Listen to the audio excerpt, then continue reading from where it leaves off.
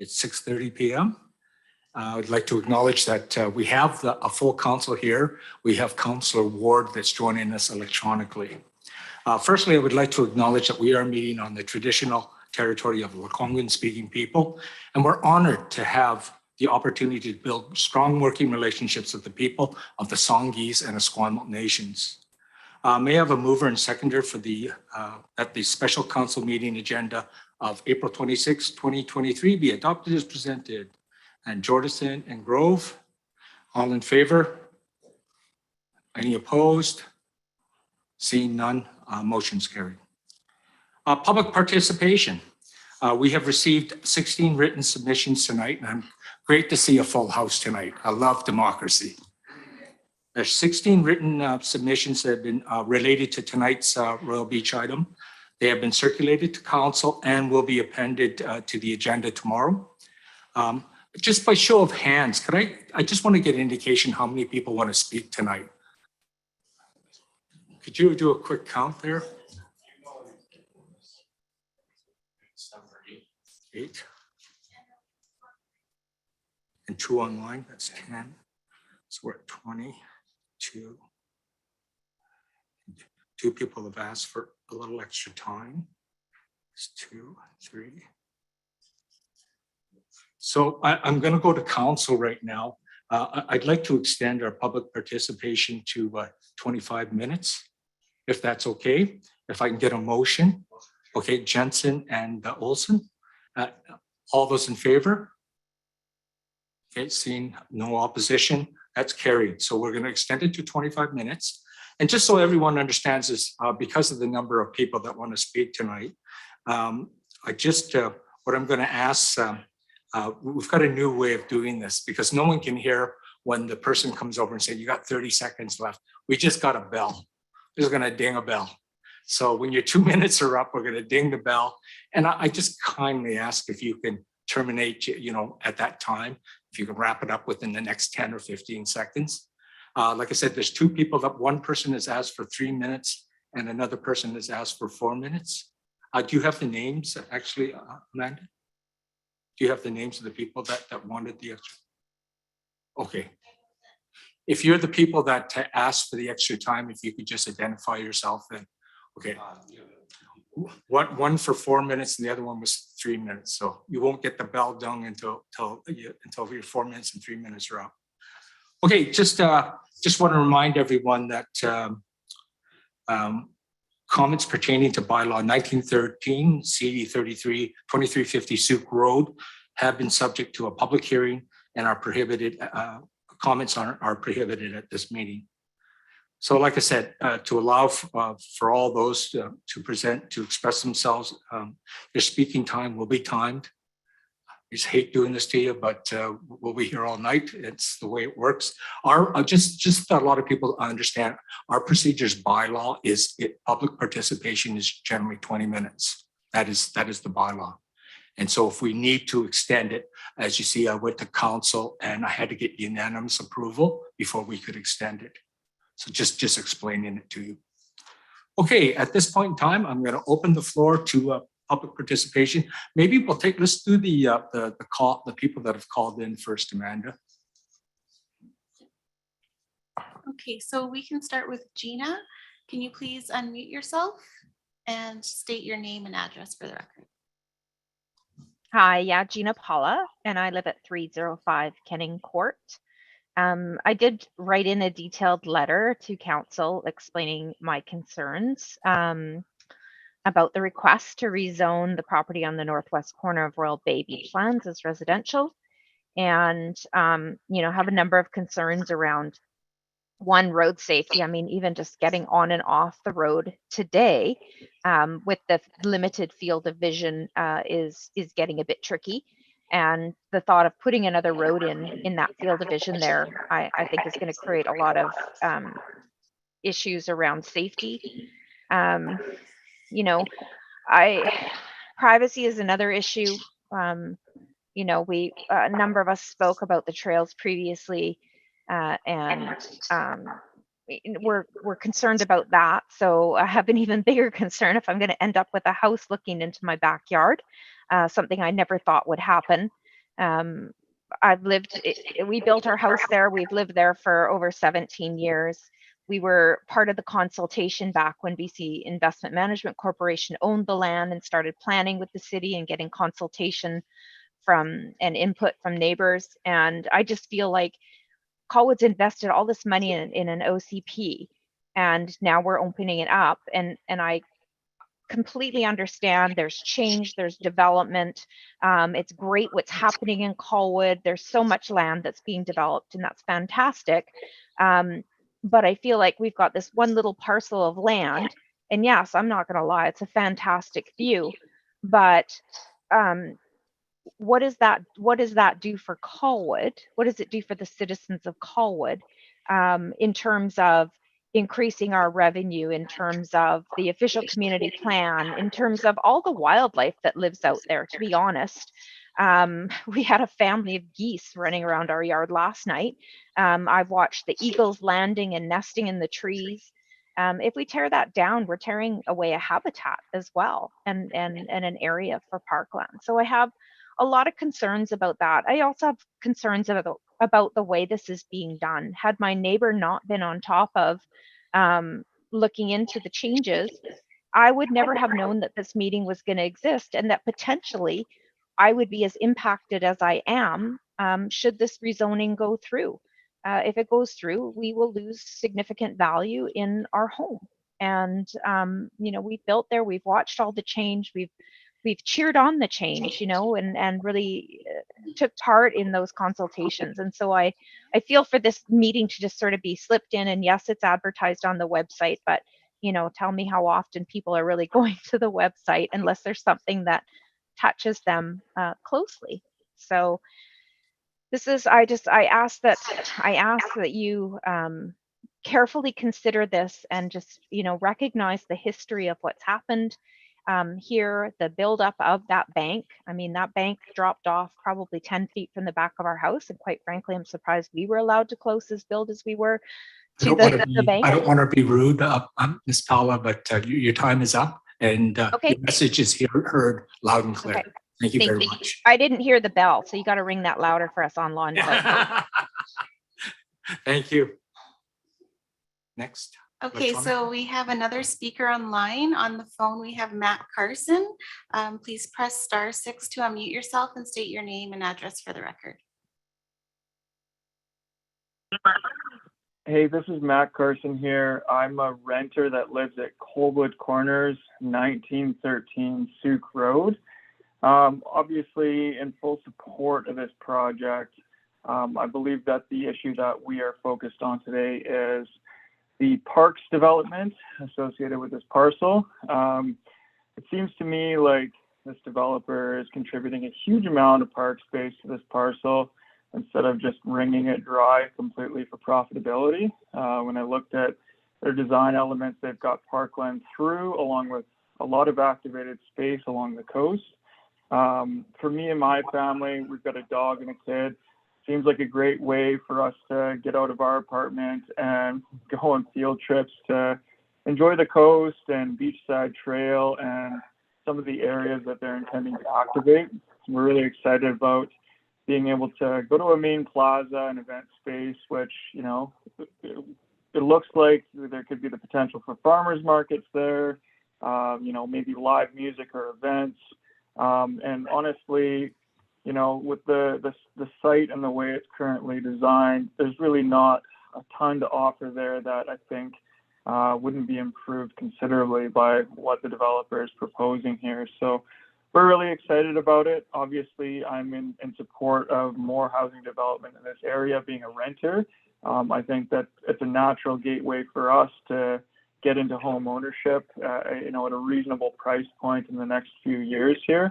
And yeah, honestly, the outside atrium, especially, it looks pretty similar to me as what's been developed in areas like Ladysmith, where we've got, outdoor weddings and other events that are happening in some of these spaces, which is quite exciting. And I think would just honestly be an awesome contribution to the community for Royal Bay, but certainly Colwood as a whole. So just wanted to phone in with my support, and that's all I have to say. Thank you very much. So I'm going to ask people from the audience to come up and speak. Please.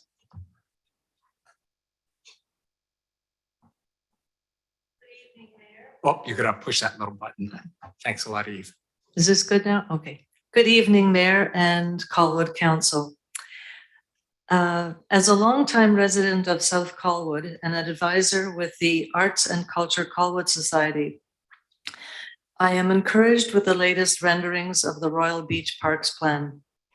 Central Park, New York, Hyde Park, London, Parc Floral in Paris, some of the world's most iconic urban oases are all anchored by a thriving performing arts stage. On a more equitable scale, Sydney's waterfront has one, Victoria's Beacon Hill Park has one, and Squamish has one. Colwood can have one too. The addition of an aesthetically pleasing, sizable, and technically supported bandshell in the Park 5 area, as it is notated in the Royal Beach Plan, would be a significant step towards providing much needed infrastructure for performing arts productions in our community. It is feasible, affordable, accessible, and with minimal operating costs could be a year-round draw for the community to enjoy a wide variety of quality live entertainment. The location itself is central in close proximity to supporting infrastructure, allowing the public to simply walk or bike to the site and pick up refreshment along the way. Royal Beach developer has clearly demonstrated a long-term commitment to the arts in our community, including the sponsorship of the next classical concert series presented by ACCS. Thank you. Thanks very much, Eve. Next, please.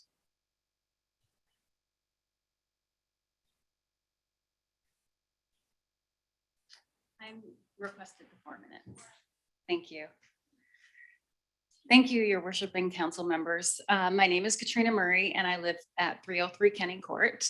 What I want to speak on tonight is the proposal to zone the northwest corner of Royal Bay Beachlands to residential. I have sent in a letter with more thoughts, but I'm also choosing to speak because I have a lot to say. I did my due diligence before and after purchasing my dream home. I was assured each time this area was tagged as parkland and the land was not even safe enough to build on. All the designs in the OCP showed as such, and the terms of reference have shown this area as parkland since the early 90s. It is completely reasonable that we would have never expected this to be built on, and everyone here has built their lives around this accordingly. Everyone on my block and my neighborhood has a story, and almost everyone who lives here are long-term residents that love Colwood and plan to live here the rest of their lives, myself and family included. When it comes to new builds, I think it's fair game. You know that other houses are going to be built around you, and there are trails, etc. As well, homes built with neighboring houses are built with some privacy in mind, with strategically placed windows. Our houses have not been built with this in mind. We feel victimized by this proposal, and I respectfully request you do not approve this area for residential use. I think this is mean and rude, to be honest. There's so much land around this area that it's not necessary. And I would say to Seacliff and Reliance, how would you feel if this was you and your home? You can't be a human being and think that that's actually okay. I think it's underhanded that this just showed up on the drawings one day, and now they're trying to have this zoned at the same time as everything else. I imagine they are being very aggressive to move forward with these plans, and I don't think anyone should be bullied into moving forward with something that isn't right. The city of Colwood has the power to decline the proposal with this included. I plead you to request this be removed in this proposal to approve the parklands. It's unfortunate that this has been included, as I'm afraid this is such a point of contention for everyone around this area. Most people did not even know this was happening, and anyone we spoke to was shocked that anything was being built there. We heard various degrees of concern, especially around safety. It would cause major safety and traffic concerns for anyone on an already busy road. We had one of our neighbors rear-ended just turning onto Kenning Court. Could you imagine trying to turn left halfway down the hill? You would be asking for it. I know you can't make everybody happy, but I appreciate this new council as you have given us our voice back. Many people we spoke to said, it's no point, the council doesn't listen. And I said, they do listen. The new council does listen. And there's people you probably haven't seen here in a very long time that have been here for over 30 years that have shown up here tonight. Building at this location would literally ruin our lives. And I'm not being dramatic, I'm being truthful. Please, Mayor and Council, consider requesting this be removed once and for all. Thank you. Thank you very much. Next person, please. Mr. English.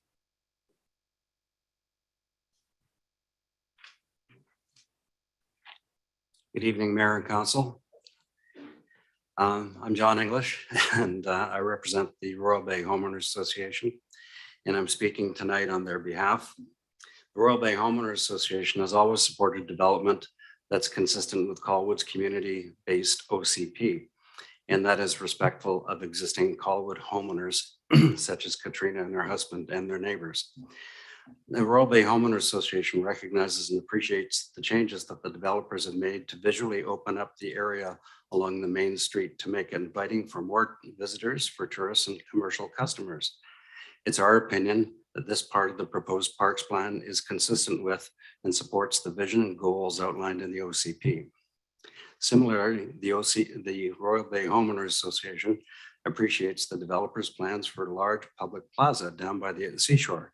In our opinion, this too is consistent with and supports the vision and goals of the OCP. However, the Royal Bay Homeowners Association also has a duty to speak out and take action when we perceive development plans that could seriously undermine the vision and goals of the OCP or that do not adequately respect existing Colwood homeowners. Frankly, this is why the Royal Bay Homeowners Association was established in the first place, in reaction to just this kind of thing. It is our mandate as a registered society in BC to do so. Royal Bay Homeowners Association has raised a number of concerns with the proposed parks plan previously with both the city and with the developers. We've also proposed ideas for solution to these problems. And while we don't expect either the developers or the city to adopt all of our ideas, when they don't, we do expect to see some alternative solutions planned and consulted with the community to effectively address the potential serious problems. There isn't enough time to talk about all the problems that the Royal Bay Homeowners Association has identified, so I'll just pick two. As wonderful and as attractive as the proposed plans for the Main Street and the Plaza are, Colwood's Royal Beach waterfront will fail to become a world-class destination for visitors to the region and to other residents in the region, and a major focus of commercial development if public access becomes a problem. With a significant reduction in the minimum off-street parking requirements that were granted by the previous city council for the 6,000 to 8,000 new residents that will be in the 2,850 residential homes also approved by the previous council. These are likely to fill up the 180 parking spots allocated for the visitors in the proposed parks plan. The city has to stop this ideological war on cars and plan realistically based on the fact that people in Colwood and visitors to Colwood will need to use cars until other practical alternatives are available to them. Seriously. Previously, the northwest corner was planned for green space. Now it's planned for residential development. We have not seen either the city or the developers take the time to proactively reach out or conduct any meaningful consultation with these people who will negatively be impacted by these development plans.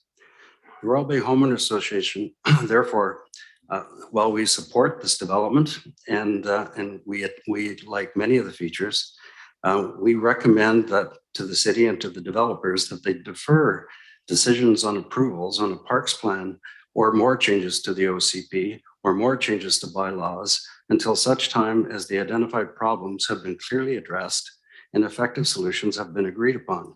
It would be more important to all stakeholders to take whatever time is necessary to make the best decision possible. We won't get any opportunities for a redo on this. Thank you.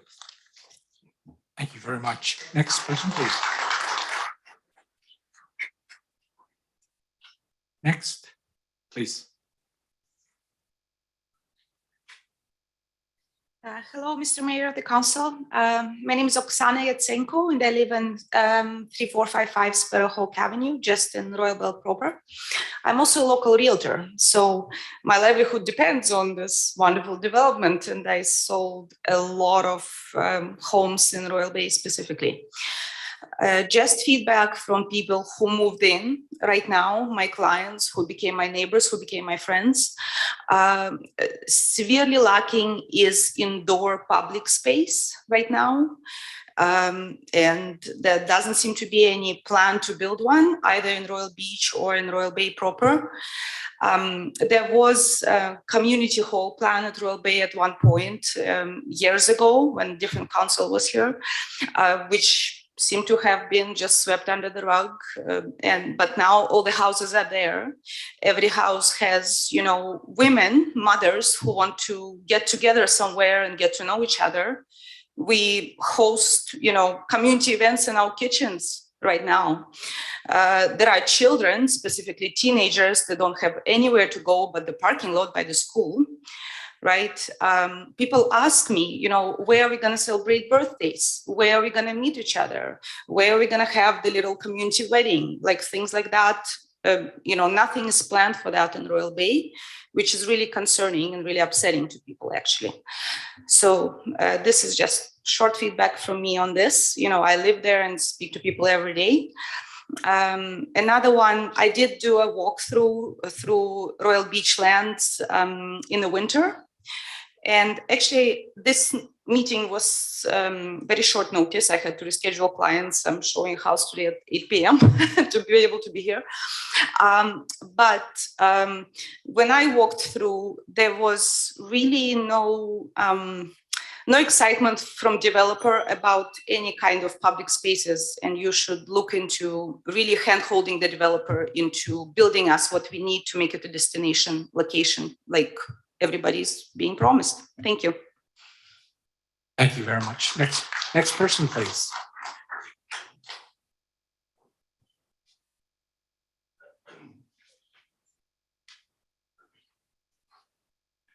Yeah, good evening. My name's Tony Smethurst, 390 Bonaparte Street. Good evening, Mr. Mayor and Council. I'd like to make some comments regarding the special places. Number one, the Bluffs Amphitheatre. There was great enthusiasm about the amphitheatre at the time. Many interested residents joined the developers in November on a walkabout tour of the site. Everyone sought this site to be developed into a perfect first-class place to hold smaller, medium functions, seating for a few hundred or so in a semicircular step seating with spectacular views of the ocean and surroundings. Now we learn in a recent edition of the proposal that this will be named natural, i.e. not much to be done. Leave it in a natural state, I think. The proposal states, I quote, surrounding landscape consisting of predominantly untouched natural areas. Seating on the grassy slopes. Does that mean seating on the grass? Viewpoint guardrail. That's to stop anyone falling off. Minimum one public art sculpture. A minimum of 5 picnic tables with only 1 trash can. There was no mention of a stage. There's no mention of power to be provided. There's no mention of handicap access. There's no mention of parking in additional to half a dozen spaces. The only other spaces available are across the Machosen Road at the BC Museum. This special place, in my opinion, must be greatly revised before any approval. Thank you. Thank you very much, Tony. Next, please.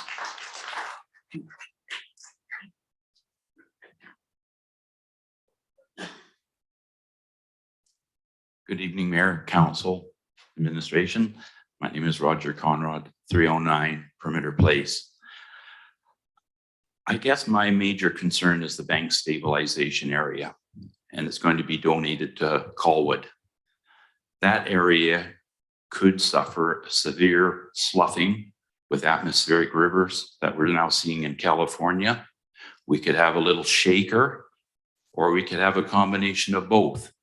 And most of that bank will end up down at the bottom, and it's going to be given to Colwood, and Colwood's going to have to accept liability. My suggestion, if the developers are really sincere in Parkland, they give the area between Perimeter Park 1 and Perimeter Park 2, which there's 5 or 6 lots sitting in there that really doesn't show up, but Seacliff and Reliance own that. So if we wanted to be genuine, give that area to the city and make it just Perimeter Park, and tell the developer they can keep the bank stabilization area and be responsible for it. This is going to cost Colwood thousands of dollars to maintain that each year. And it is steep. It is hard to walk up there. So now we're going to be asking our crews to go up and cut the grass and pull out the broom and everything else that may grow in there. I think it's a big liability and a big expense to take on. Thank you. Thank you, Mr. Palmer. Thanks.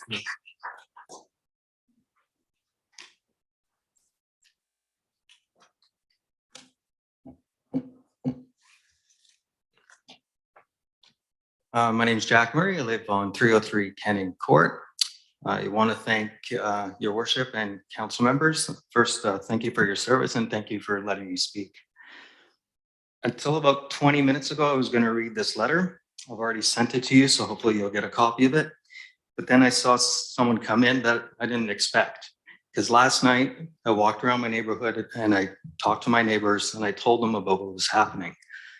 A fellow who has been living here for 30 years on the side of Machosen, probably kitty corners where the corner is going to be affected by the Northwest development, basically told me, I've been here for 30 years. I've come to council, half my life and tried to get things changed, but developers have always pushed through and gotten their way. He goes, you're wasting your time. See ya. And tonight he came. And I think that's, a good sign. I'm actually almost touched by that. I feel like I could, well, I won't cry because I don't have feelings like that, but I could, Anyways, it just moves me enough to come back up here and just go off script and just say, I really hope that, we can put confidence back in the citizen of Colwood who's been here forever, in ourselves and all of my neighbors and anybody else, that we can make change if we really ask. But specifically my, personal views around the Northwest section. I've been here a couple of times. I asked about the trails. I did bring up that area as a concern for myself, but at that time I was told that that was not in discussion or up for review at the time. The important part was the parks. But now we're here today and we're talking about both those things. So I'm here to please ask to just once for all, just maybe remove that from the actual plan. Ask the developer to just find somewhere else to build their, I'm assuming apartments, condos, just not going through all of this for 5 houses. Anyways, thank you. Thank you very much. Next, please.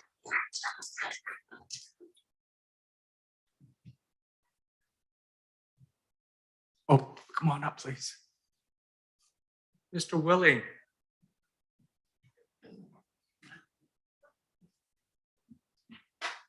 Good evening, Mayor and Council. I'm sorry to be thrown into this so fast when I'm trying to build my new house right in the middle of this the area we're discussing. But I feel I have to speak about this because I really have seen. I went on the walkabout down on the beach and saw the proposal for the amphitheater on the north end. That was a hour and a half, 20-minute walk. Most people don't realize how far things are down there because they don't realize how big that site is. But that idea down on the south end is an absolute gem. My brother helps look after music in the park in several places in Colwood and Langford. And that spot has the opportunity to be a Philberg, Glastonbury, whatever type of setting. It's incredible. And you'll never find another spot like that for a beautiful amphitheater. And some people say sit on the grass. Well, I'll tell you, in Yellowknife, they have 25,000 people in a long weekend in July. And they put those people and sit on that same type of slope in a nice grassy area with their blankets and watch music, and it's wonderful. But the stabilization questions has come up, and there is a bit of a problem there. And I can relate to that because I worked there for 42 years at Royal Bay. And we had one blowout that we had halfway down the hill, we had a pillow block scenario with a big box for our water supply, because we drew water from the water district. Well, we had a blowout one night, and if we hadn't, the midnight crew hadn't caught it, it would have taken the whole Latoya Road, half of Latoya Road down to the bay, because there was so much water and so much just drift down to our mainland landing of the operation. And I personally dug on the opposite side of the road. We were talking about putting to put the road in to go and access that corner up there, which I think is fairly fragile, because that's for the fill that went in there is not registered. None of the fill that ever went in anywhere in Royal Bay was registered. And I know I was there the whole time they fill in. But on the other side, I dug down in that northeast corner that backs on Latoya on Machosen Road. And it's a strange piece of material ground there, because the material is like marbles there. There's thousands and thousands of tons right and still of high grade aggregate there, but with very little sand in it. And it has a tendency to flow. When things flow, like aggregate with no sand, the angle of repose. Sorry, Glenn. I'm Sorry, sorry to be Doug. rude here. Sorry. Can I get you to wrap this up? I will wrap it up. But that place has some questions about stability that I would like to challenge and say that, well, I wish we could give them something, of equivalent value, or do something that we wouldn't have to go into that scenario, because it can be, as it was brought up by Roger, it could be a mess if something goes south on the causeway. Thank you. Thank you very much. I think I counted everybody. That's everybody, right? Correct? Last call. Anyone else wish to speak?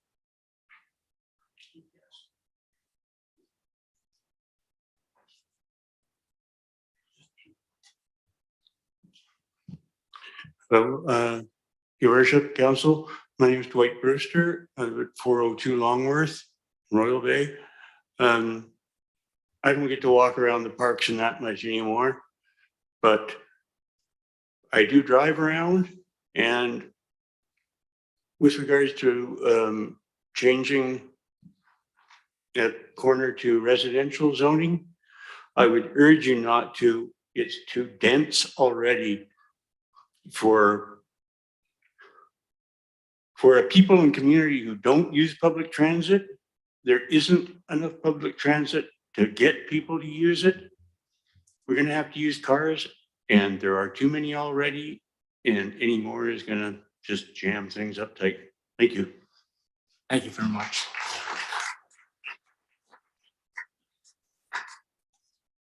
Okay, I'm just going to move on to new business. My man, did you mind turning off that mic there? Thank you. And I'm going to get Mairi Bosomworth to come up and talk about our favorite subject right now, northwest corner of Royal Beach. Guess it's not Mairi, it's Jasmine. Thank you, Your Worship. Mairi is not able to join us tonight, but I will do a brief verbal presentation. We have not prepared a visual presentation. So the first report included in your agenda was a clarification report, just making sure that we have articulated for council some key aspects of the conversation that had taken place as staff and council has reviewed this proposal in the past. So the land use of the northwest corner of the site was something that we feel needed further clarification, as in the past it had been stated that a decision would need to come back to council for further approval of an OCP amendment or rezoning for that corner. The reality is that those lands already enable residential uses under the CD zone, the CD 30 zone that created the Royal Beach plan and was endorsed by council a couple of years back. So those, the CD 30 zone in that corner already allows single family home attached housing and 4-story apartments to be constructed on that area 7. And we want to just make sure that it is clear that in endorsing the plan, you are endorsing the distribution, the proposed distribution of land that will deliver the 18.9 acres of parkland that the developer had committed to provide. So the commitment that was made at rezoning was providing that 18.9 acres, and the plan that is before you tonight delivers that with the distribution as proposed and does not include that corner. Therefore, if it's not parkland, it is developable lands under the CD 30 zone, under the parameters of the existing zone, and no further approvals by council will be required to proceed ahead with subdivision or development permit and building permit. Secondly, we wanted to point and highlight the staff's understanding of the timing around the delivery of the village plaza element. And based on the development agreement that is registered on title, the condition is that the plaza is constructed within 12 months of the completion or like the adoption of the parks plan. So the next, we also wanted to share with council a few of the next steps for this project and why this parks plan is an important step to enable applications for subdivision and the further investigation of the sites in a more wholesome manner that happen through subdivision and further development permit applications. So we've shared a brief highlight at a very high level of the permit stages that will be forthcoming with these Royal Beach development. And I'm here to answer any questions if you have any. Just before I take questions, I understand Seacliff and Reliance Properties want to say something right now along with your presentation. I'll let them do it before I take questions.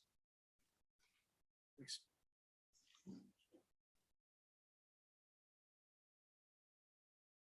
And a co-owner of the Royal Beach lands.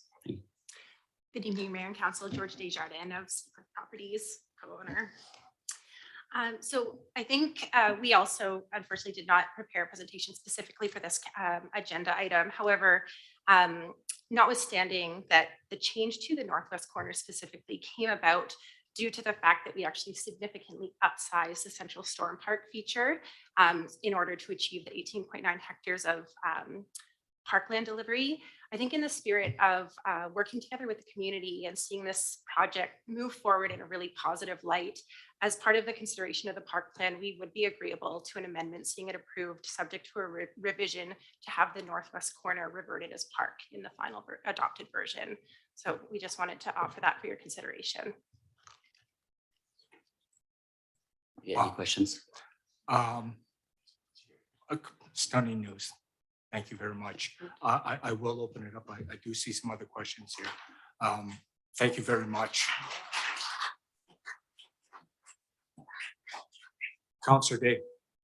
Thank you. My question is for the developer. I'm sorry, you spoke quite quickly just now. So are you suggesting that the northwest corner will be park and there will not be a reduction to the other park areas as a result? Okay. I just want to be clear so that I know that we're talking about the same thing. Through your worship, yes, Councillor Day, that is what we were suggesting. That's awesome. Thank you very much for recognizing the concerns of the citizens. Councillor Jensen. Thank you, Your Worship. And I had several questions, which now I think are a little bit moot because my degree of comfort in, up until this agenda came out, I was of the impression that a rezone application was necessary and we would get time to contemplate that corner. And yet with the new analysis done by our staff, it's like a zero-sum game. It's an all or nothing. We either pick this diagram or that diagram, which will facilitate that the housing in that corner. So I thank you, and I appreciate you hearing some of the feedback from our community. And I will say that I have some other questions. We'll save that for the next phase of this. But I do appreciate your candor and your stepping up and hearing. That's a great relief for me, and I'm sure for a lot of community members. Thank you. Thank you very much. Councillor Ward. Thank you, Mr. Mayor. I apologize I can't be there in person. Unfortunately, you don't want what I have. I'll keep it at home. But I did want to first thank the many citizens who've taken the time to come out this evening. Your voice is really the one voice that should supersede all. And appreciate you taking the time to speak. I had the opportunity in the last couple of days to speak with many of the residents that would have been impacted by that northwest corner, people like Bill and Katrina, who's there tonight.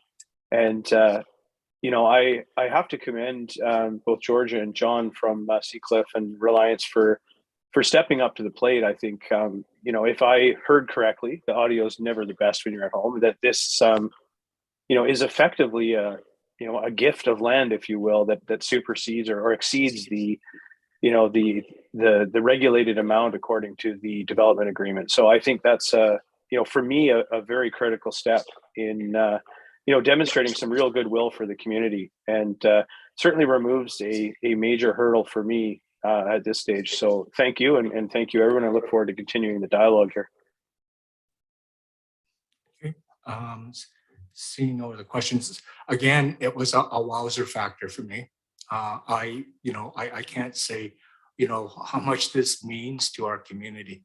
I can really tell you that right now, and I took a lot of pride because I know a lot of council was working so hard on this. We were reading your emails, believe me, we were working as hard as we could to come up with some other different solutions. And this shows you the relationships where, I'm hoping that we can build on this type of relationship. So I'm, on behalf of the city, I'd just like to thank you for this contribution. It is pretty significant. And I think you've made all the people up in Kenny Court extremely happy. So sorry for, it almost seems like I wasted your time having you come up for public hearing, but we all get surprised here. Anyways, thank you again. I think, I don't think there's anything more we have to do with this then. Do we have to formalize this, Mr. Earl? Should we formalize this somehow with a motion, please? Thank you, Your Worship. Fundamentally, in item 4.2, depending on your decision making, if a motion is made in 4.2 with respect to the endorsement of the plan, at that point, it would be the plan as amended by a conversion of the northwest corner to parkland. Thank you very much. Councillor Jordison? I just wanted to, does that need to be addressed at this point, that motion? No, we're going to do that under 4.2. Gotcha. Oh, Councillor Day. Thank you. I just want to try to keep our feet on the ground. There was more than one point raised by our community here, including a real need for amenities, and to know one of the other issues in this first report is about the timing for the plaza. Staff have said in the report at the bottom of page 2, I think, that they've had discussions with the applicant and a clear plan for the timing of the village plaza has not been identified. This is our opportunity to seek clarity from the applicant on the timing of the village plaza and negotiate alternative timing if required. So what I heard from a number of residents here tonight was a concern also for amenity space, so that we wanted to have the timing of that plaza come early so that we could be sure that regardless of how things are built out, the public has a place to enjoy and recreate in. So I'm just wondering if we could, is that, I think that is a 4.1 question, not a 4.2 question. Mr. Earl, I think we're going to go under negotiations right now, if I understand that correctly. I'm not too sure. Could you just clarify that point? Sure. Thank you, Your Worship. The item brought forward by Councillor Day is appropriately discussed at this time under 4.1. Also, it's included in 4.2, could be in either, but is appropriate for discussion now. Okay. Are you going to, is it going to be discussed here at council, or is this under, are you negotiating this right now? The recommendation in report 4.1 is this is council's opportunity to seek clarity from the development team as to their intentions with respect to timing of construction of the plaza. The development agreement has some specific parameters about when that construction should occur. It within 12 months after the parks plan is adopted and or concurrent with any development in Area 8. It is administration's belief at this juncture that there is not clarity as to from the developer as to when construction of the plaza will occur. And so administration, we're lifting up for council the idea that this is your opportunity to ask that question of the developer. Are you ready to address this, Georgia? Thank you, Your Worship. I think it is certainly worthy of further discussion. I would say the development agreement language is not clear. It provides a this or this. It does not say the earlier of or the later of. It says two independent statements. And so it leaves room for subject to interpretation, I would say. We've had numerous discussions with staff to talk about the best approach to ensure the delivery of the plaza is done in such a way as to ensure the ultimate success of that delivery as a true community amenity, and ultimately to ensure that the flanking commercial that forms what we believe is really critical component of that plaza design is that animation and that life, be it through the flanking retail spaces, that it's delivered at such a time that those retail and commercial businesses would be viable to succeed. If delivered too early, it can really stigmatize the development, that commercial space for the future. And so in our opinion, it's not appropriate for it to be delivered upfront. It's also not appropriate for it to be delivered at the end of the development. It's sort of a midway through. And I think what we could offer for council consideration would be that perhaps we should go back and work closely with staff and come back before you with some ideas or suggestions of how to perhaps better clarify the approach around timing for the village plaza. Okay, so it's so difficult to adopt this then right now because it's sort of sitting up there as if this is a caveat, correct? If I may, it's two certainly independent matters. Actually, the park plan itself is related to the actual outline of what is included as part of the park plan. This is specifically related to the question of when. So they are absolutely independent matters. Well, yeah.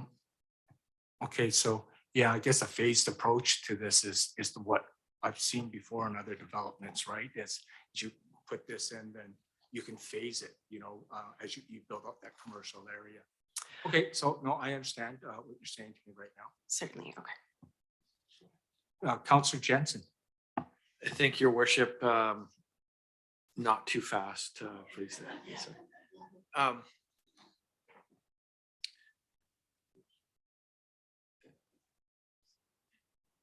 This is something I highlighted a number of weeks ago, and it is clearly specified. And I mean, I've read it. I'm not a simple arts degree, as I've said before, so I'm not legally trained. But you know, it does feel like it's intended that it's delivered in the first 12 months. Is my read, absent a deep legal analysis. So I'm left with, if this is what the agreement specifies, and this is the flavor of what the community's agreed to with the developer, you know, leaving it kind of hanging like that is a little bit uncomfortable.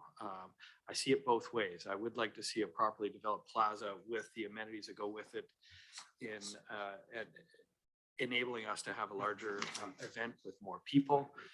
But again, as His Worship mentioned, you know, doing it in phases, this is also maybe an occasion where something is delivered early on behalf of the community where we can start gathering. It may not be a finished project or product, but certainly an area where we can start holding events in advance of completion of the areas around it. So I mean, I like what you're saying, and I do believe that, you know, some thought should be put into it and it should make sense. But I guess our forefathers went forth and decided that for some reason this should be considered in the first 12 months of development. So it's getting some clarity on that for the community as opposed to leaving it hanging, I think is important. I don't want to do it just for the sake of doing it when it doesn't make sense and it can't be supported with the amenities and with the services that are required. And we need to be prepared to caretake and what have you. So there's a lot of steps there, but I think providing some specificity on what we can expect and when and what kind of timeline, I think we would appreciate as a community. Because I do believe that that is an area that we could use for holding events, whether it's fully completed or not. You know, those are some of my thoughts. There's not really a question in there, but I'd love to hear your feedback on some of that. Thank you, Councillor Johnson. Just a few details to sort of be aware of, I guess, is that the plaza itself is going to be part of the park area, right? So the park plan needs to be approved for it to be there. It also could just be a plaza, like it literally could just be a plaza. I don't think that's what anybody really wants. When people talk about the plaza, I often feel what they're really talking about is the commercial and the activity that goes around the plaza. So we're, as Georgia said, we're very cognizant if we just did that, it would either just be a plaza or it'd be a plaza that would probably have some superficial retail that would not succeed. I can add a few more things.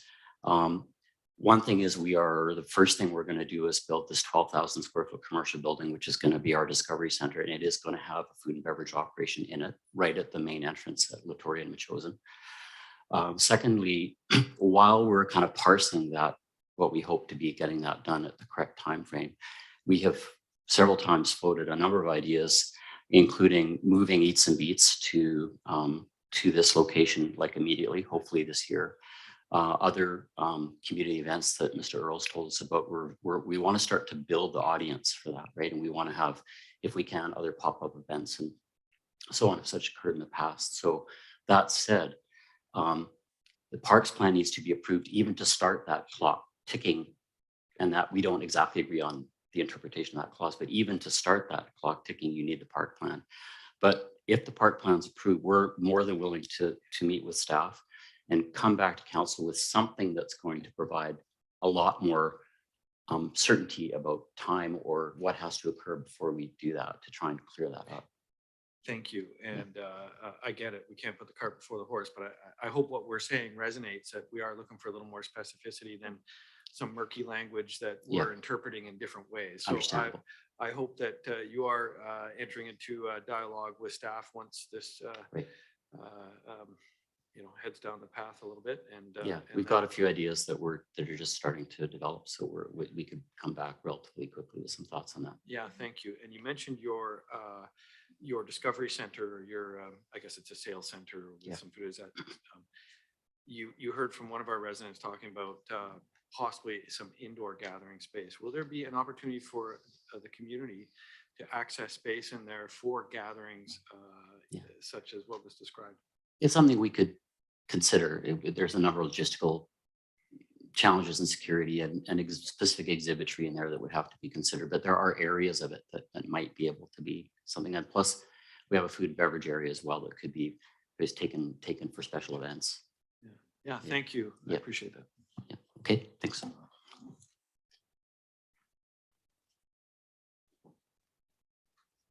Councillor Day.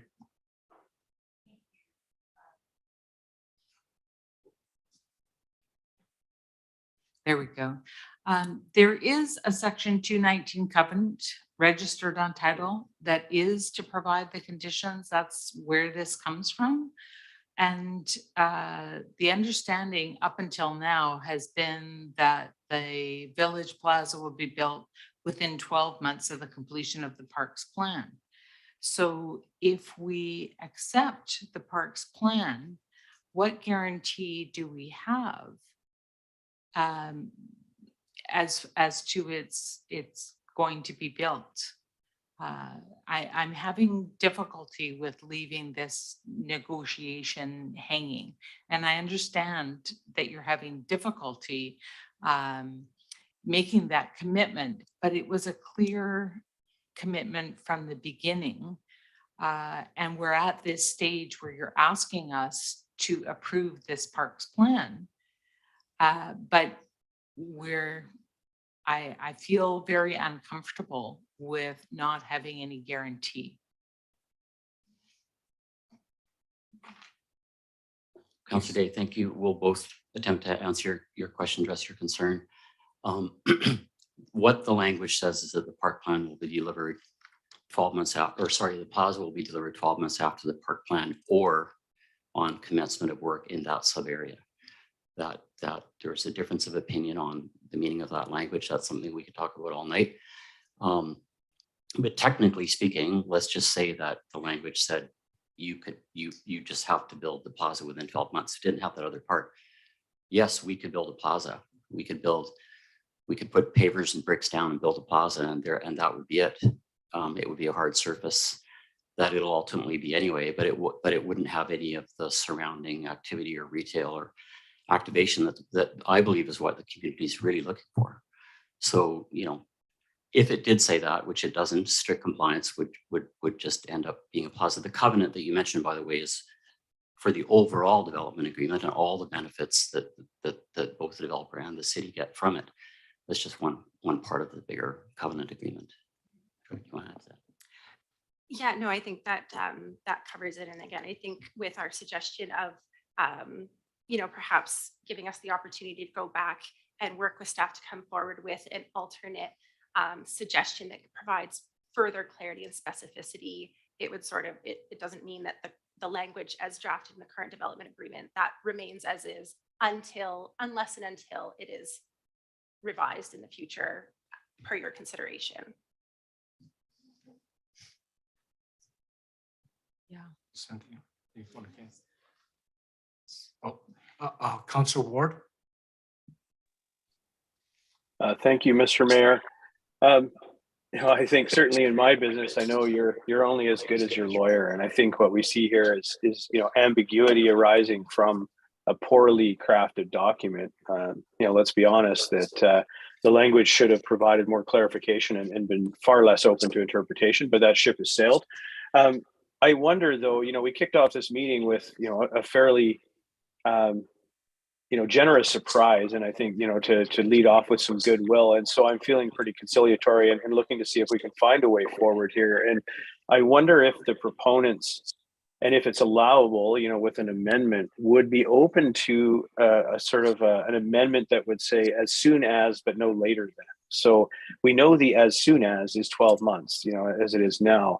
But if we were to add an additional time frame on there, now when you look at the life cycle of this development, you know, you're going to be building that out probably, you know, well past any of us at the council table are gone and, you know, done and dusted, so to speak. So, you know, I could see a scenario where it's, you know, as soon as 12 months, but no later than, you know, 36 months, you know, whatever it might be that is a reasonable number. And I suspect that, you know, you have a time frame. Surely you've worked through a lot of different scenarios. I know there's market conditions and other factors that are unpredictable, but is that a potential way to allow ourselves to arrive at a solution this evening?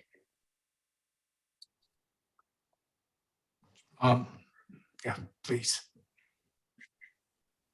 We're getting our squats in now.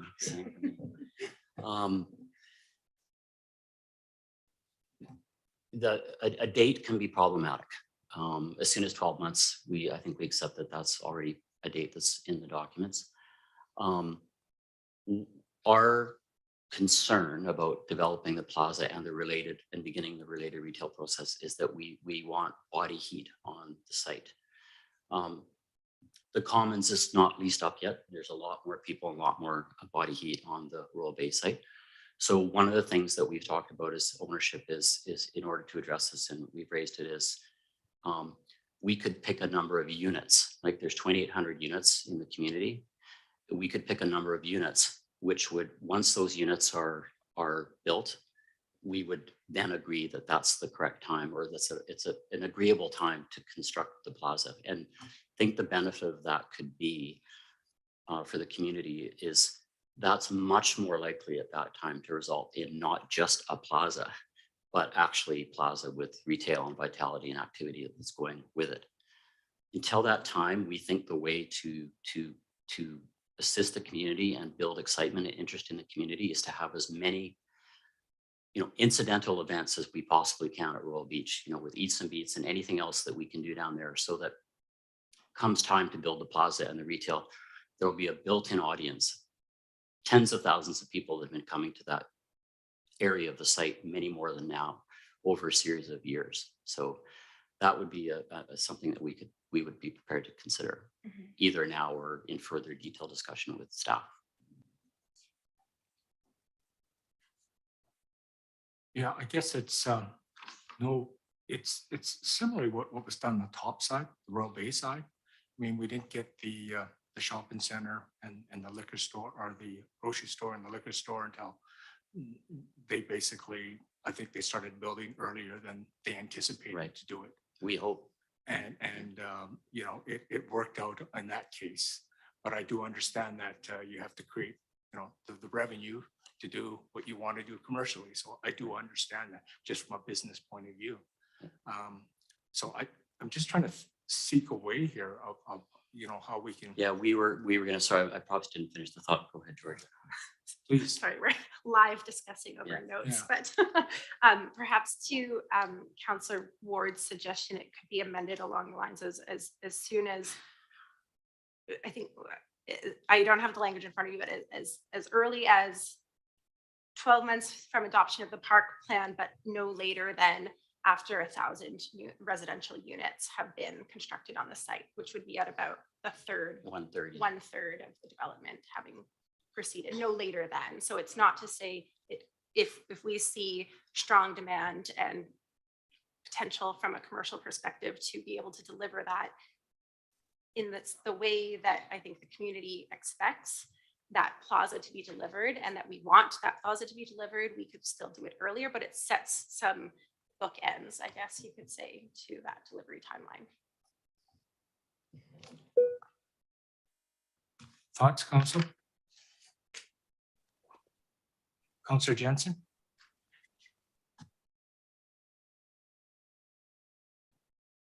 Thank you, Worship. I just wonder if, you know, firstly, it was Councillor Ward that led the charge, so I would be interested to hear what his feedback is. But I understand, and I would hate to see, you know, I would hate to see a situation where we have just a larger patch of orphan sidewalk that we do have around the community in different locations. And I do understand that it should be amenitized and useful and a place to gather. So I would hate to see us do a disservice where it gets built and then it gets rebuilt again in a few years. And I'll defer the floor to Councillor Ward. Thank you. Councillor Ward and then Councillor Day. Thank you, Mr. Mayor. Thank you, Councillor Jansen.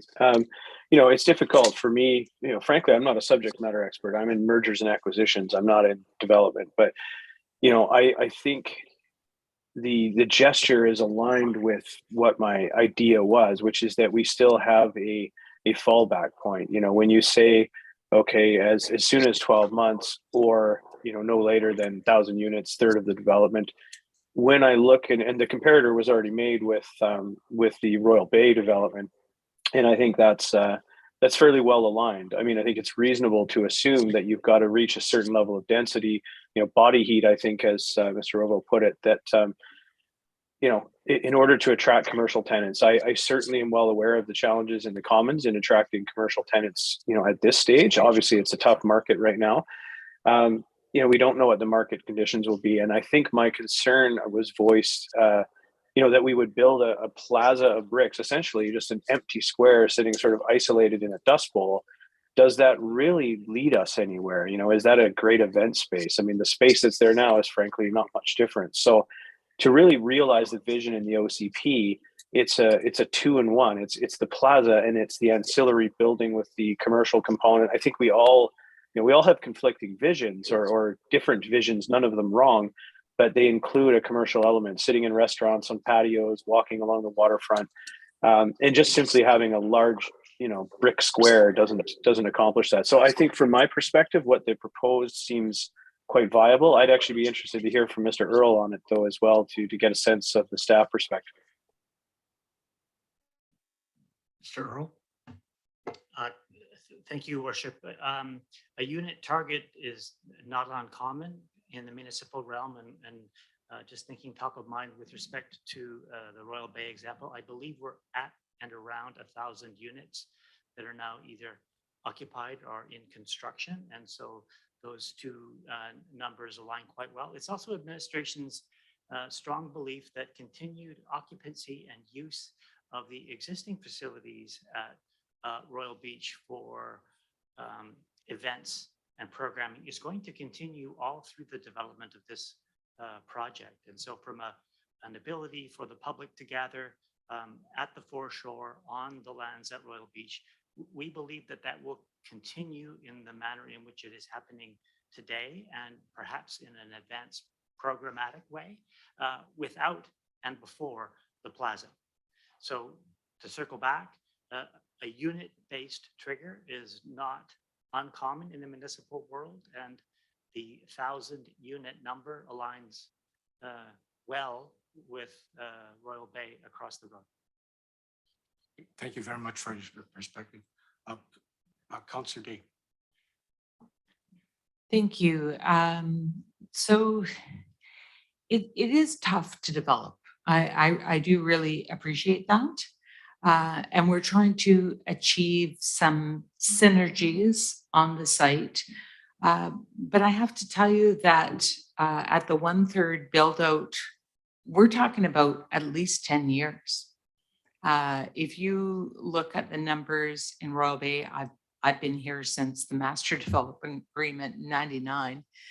And with the numbers in Royal Bay now, that's been 20 years to reach the 1,000 that we have now.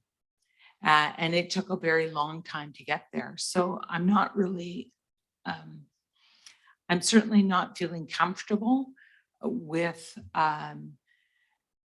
a development agreement that's based on a target that is not going to achieve the vision for the majority of people that are in this room today, hoping to take advantage of that.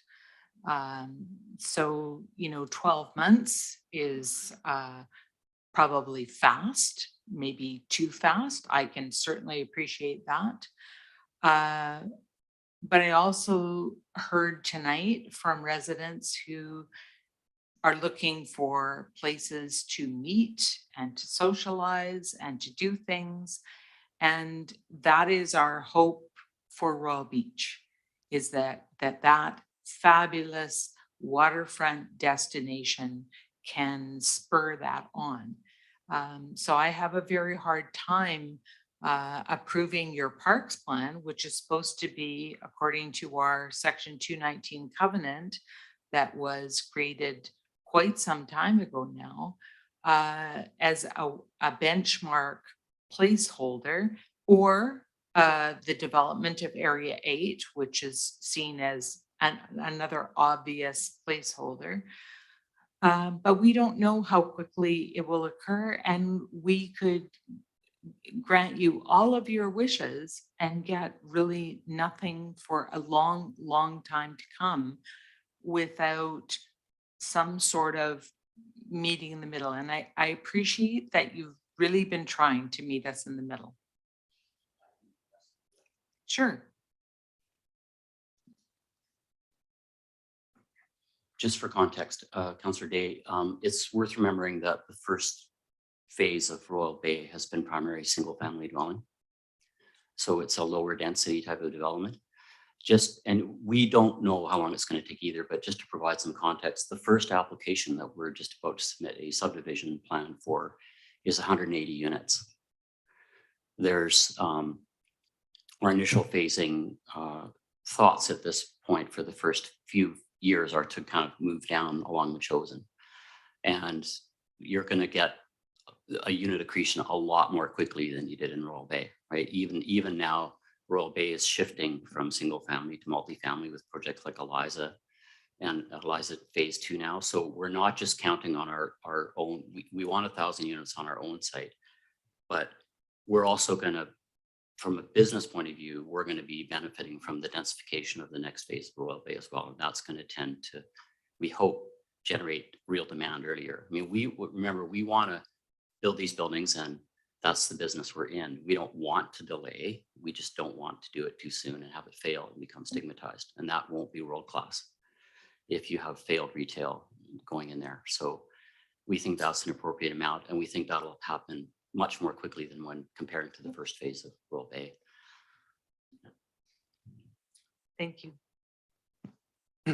Yeah, I just want to just cut in here a little bit because, you know, I never envisioned in my own vision. That's obviously why we're all a little disconnected.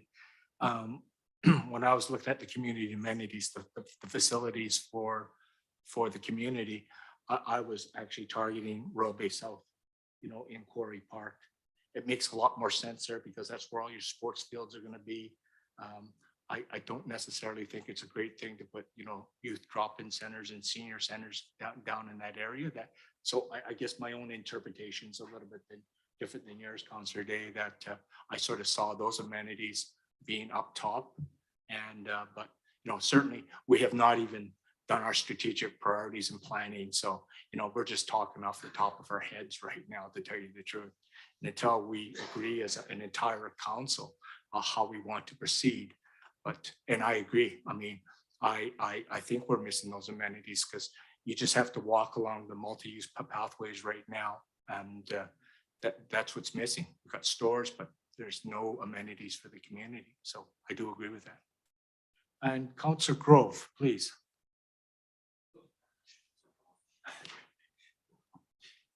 Thank you, Mr. Mayor. I was just clarifying the gateway, your first building up by Latoria Road and Machosen Road, that will be that's a permanent structure.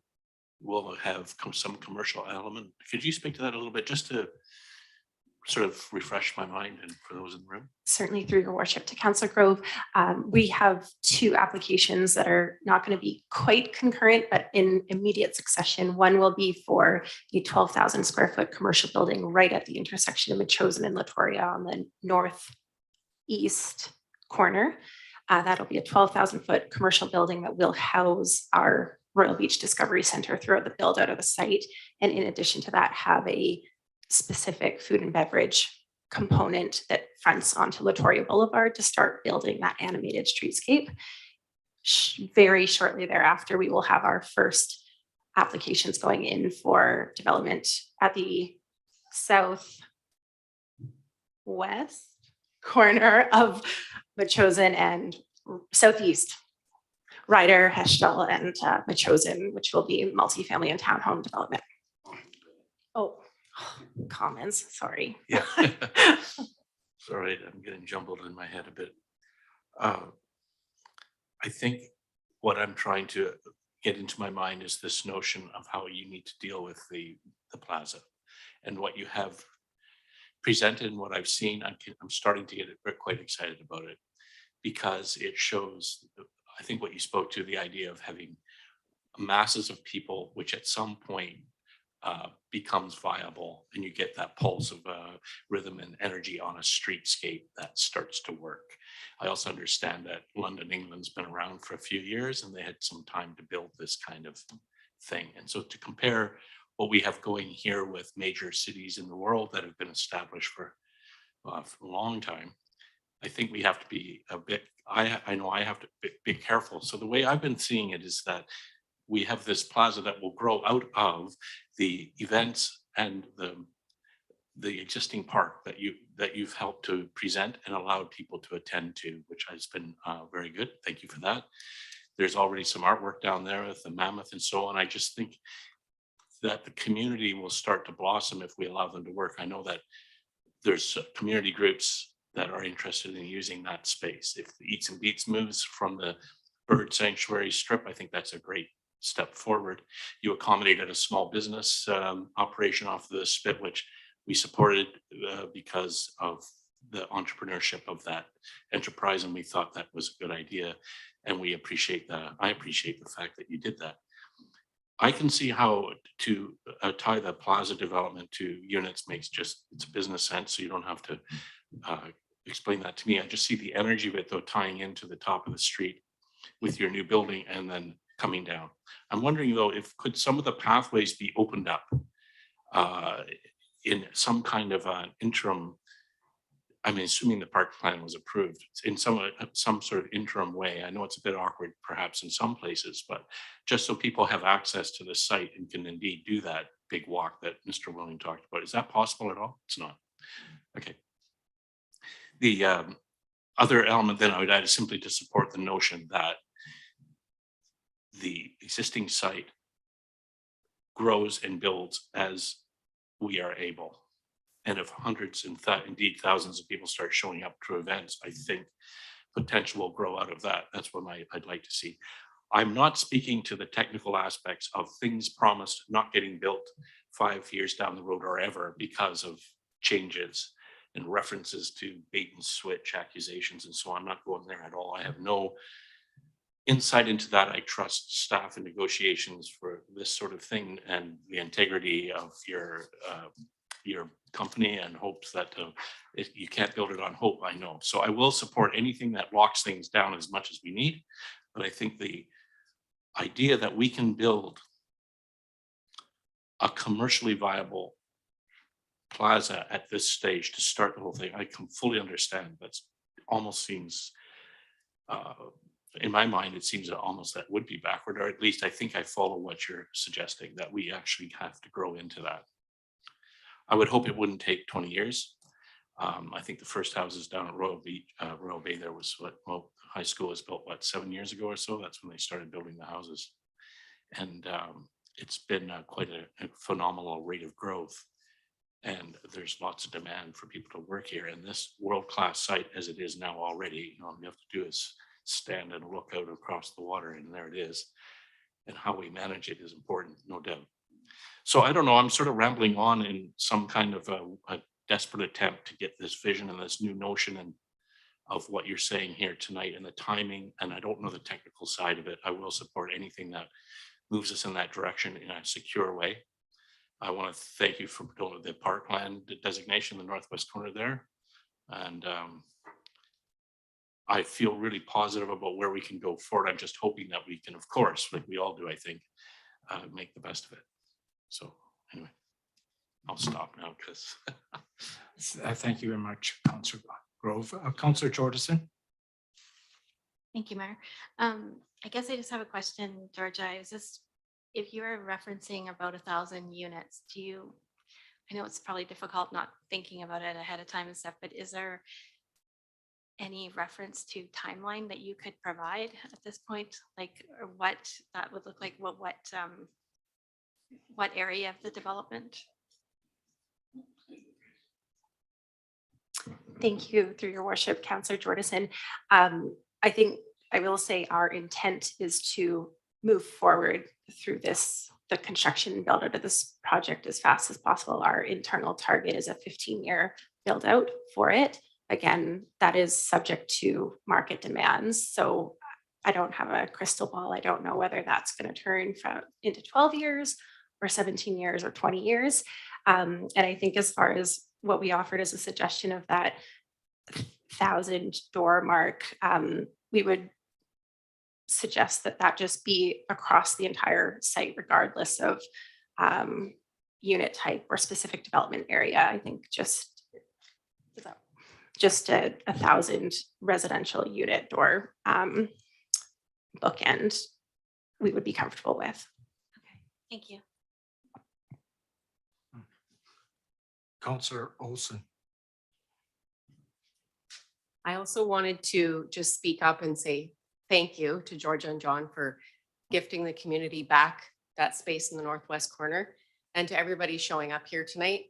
I do understand that the density, I think I understand that the density is needed in order to execute this vision of this plaza that I think we all have. And of course, we all have our own vision.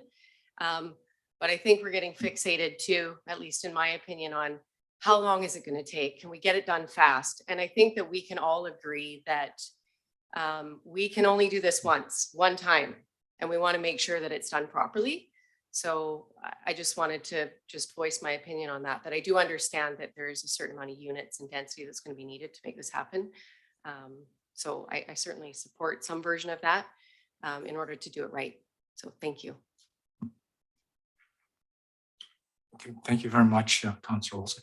So, sorry, Councillor Ward. Thank you, Mr. Mayor. I just wanted to go back to the numbers for a moment.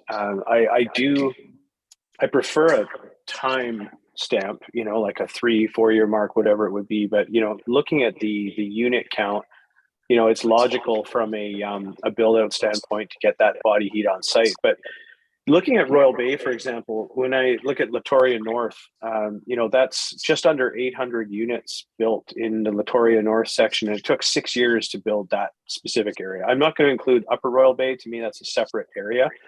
So Latoria North itself was a 6-year plan to reach, you know, just under 800 units. Included in there are 4 medium density townhome complexes, of which one I live in. So there is some density in there as well, and they're relatively small lots.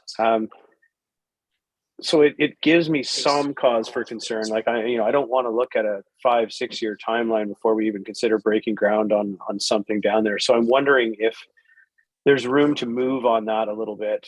You know, if you were to assume that you're doubling the density, well, that cuts that timeline to 3 years, but I don't know if it's realistic to do that. So, you know, can we look at 750 units, for example, before the option to build the plaza comes forward? And I say the option because we, you know, it may not make sense at that time, but, you know, to me, waiting 4 or 5 years for something is a much bigger deal than 3 years. So just looking to see if there's a little room to negotiate here. He's harder than I was going to suggest 850. 950 is actually 1/3. And so I thought I was going to lowball you and go 850, but you're tougher, Councillor Ward. I just got to ask just a question here to the CEO. So it just seems very odd to be sitting here negotiating this at a council table. Is this the right venue to do this right now? It just seems very odd. Thank you, Your Worship. Administration would be pleased to work with the developer after this evening to bring greater clarity to council. It's administration's strong belief that the development agreement that's on title will remain on title tomorrow and the next day. And no matter what kind of decision is rendered this evening, administration has a strong belief in the meaning of the language We also understand that the developer has an improved scheme of how, a phased scheme of how they intend to develop that site. And we believe that those two things are different. And so we have recognized the gap, and we think the greater clarity with respect to that gap, we need to bring back to the table. But you're absolutely correct. It is unusual to be negotiating such in council chambers. So I guess I'll get you thinking about a motion here for, actually, I'm going to cover it under 4.2 because I want to get off 4.1. It should be all inclusive. So under 4.2, so I guess I don't want this to get dropped somehow. So we need to have that statement, notwithstanding this state, just to cover this, to make sure that it's done to our satisfaction, and we've got a number, and we can talk to the public about, this is the terms that we have. So I don't want to lose that somehow. And I know it's you've identified as an issue, but I'd like to just put it under the 4.2 motion. So I already see two things that we have to address, and one's that's the converting of the northwest corner. That's one issue, and this is the second issue. So I'm thinking of how we're going to have to craft this, the motion under 4.2. So if I may offer a suggestion, so I believe what we are discussing under 4.1 is an amendment to the development agreement, which can take place after the adoption of the parks plan. So it's not conditional, right? So as Mr. Earl has spoken to, the development agreement that is registered on title today are the terms and the expected. What we've attempted to do tonight is to put it out in the open that the city's read of that statement means within 12 months, we expect that delivery.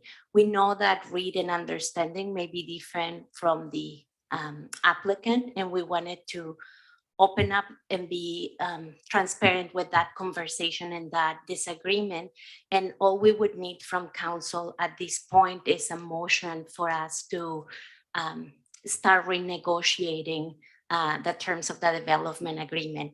Any changes to that development agreement will come back to council for further discussion at a later time. So all we need from council tonight is a motion to give us permission to open up the development agreement and renegotiate the statement around the village plaza. Thank you very much. I'm happy with that. Okay, can I get, Councillor Jensen's going to move it. May I have a seconder? Councillor Grove, open it up for discussion. Councillor Day. Thank you. My question is just for staff. When we're opening up the development agreement, is everything on the table or just what we're talking about here tonight? Staff would take specific direction tonight to seek agreement with the parties to the development agreement for the specific change you are seeking, not change beyond that. Okay, thank you for that clarity. And the other, the last thing, and I was trying to decide whether it fell under 4.1 or 4.2 tonight so that I would bring it up at the appropriate time. But in the public participation this evening, we heard from a member with significant experience in this area, Mr. Willen, who mentioned the amphitheater location at the southeast corner of the parks plan, and how it is a real gem, but there is an issue with the material in that area, that it had blown out in the past, that it has material that's like marbles and tends to flow. And I wanted to ensure that when we are accepting a park amenity in this location, that it would come with appropriate stabilization to ensure the longevity of that amphitheater location. So perhaps staff could answer. Yes, absolutely. So the process to dedicate park to the city is through subdivision. So creating the parcel of land, legally creating a parcel of land to dedicate as park. And through that process of subdividing land, there is lengthy requirements for geotechnical investigations that will satisfy the city's and confirm that the site and proposed park is safe for the use intended. So there will be several geotechnical analysis that will confirm the safety of a park as proposed and designed. So it is done at subdivision because it's based on a specific design. Depending on what you are putting on that park, it has to have certain level of safety if it is if it has a structure versus if it's a more passive recreation, if it needs retaining walls. All those aspects are reviewed by a professional and commented on as to the elements that will make it safe for the use intended. Thank you, because there are a number of geotechnical issues on the site as well as seismic concerns throughout our entire region. That I just would like to be assured that the citizens of Colwood will be protected. So thank you very much. Councillor Jordison, you're talking to the motion, right? I hope. Thank you. Yeah, so I would just really like to put these concerns about the geotechnical issues with the whole site to bed and request or put a motion on the table that we look to have an independent study done. The city has an independent study done to assure the public and to, it doesn't have to hold anything up, but it needs to, I think we just need to have that, I think about this when I think about what Langford is going through right now with the Danbrook 1 building. And, I think we need to do our due diligence as a city and do an independent study. I realize that the developers have 2 geotechnical engineers that have provided studies, but Langford had that too, and look where they're at today. So that's a concern of mine. I did craft a motion with Amanda, so Well, this sounds like a separate motion, to tell you the truth. Okay, so yeah, I wasn't sure whether it's this part Yeah, or next part. what I'll do is I'll circle back to you because, Okay. yeah, that's, you don't, yeah, you're by yourself tonight. You don't have the motion, do you? Okay, can you just read the motion again so that everyone is reminded here? Because I think we're getting. So I'm not, Yasmin said it pretty quickly. So what I have is that staff open up the development agreement and renegotiate the construction of the Plaza timeline. Is that correct? That's correct. Okay, that's perfect. And yours is going to be a separate motion then. Okay, Councillor Jordison? Okay, thanks. Any other questions or comments before I call the question? I'm going to call the question. All those in favor of the motion? Any opposed? That's unanimous, motion carried. Okay, Councillor Jordison, you're on. And I guess before you start, I just want to make sure. Oh, please.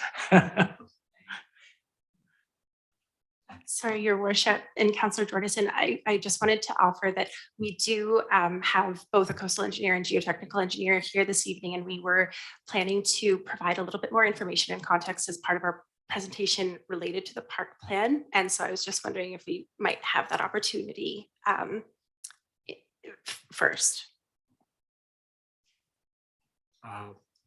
It's unusual, right? It's a presentation in the middle. Or is it a presentation? Just Your Worship, yes, if I may. In 4.2, yeah, I believe there'll be a presentation from the Royal Beach Group, which includes geotechnical expertise. Yeah. So, actually, I can I bring that discussion to 4.2 then, because it is germane there. I actually believe that. So I'm going to move on to 4.2. Okay, thank you very much. Let's go on to 4.2, and I guess it's back to you, Jasmine, to introduce.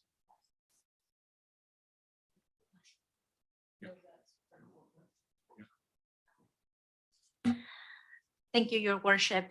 Once again, staff have not prepared a presentation.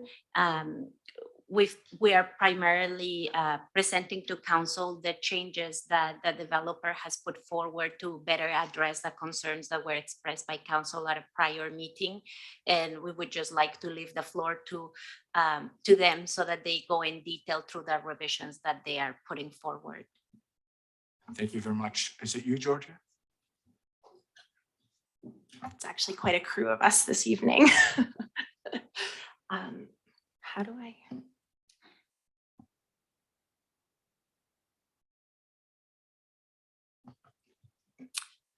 Good evening, Mayor and Council. I feel silly introducing myself again, but my name is Georgia Desjardins, and I'm the Director of Development with Seafood Properties, who together with Reliance Properties are the owners of Royal Beach. And we are very pleased to be back before you this evening to present the Royal Beach Park Plan.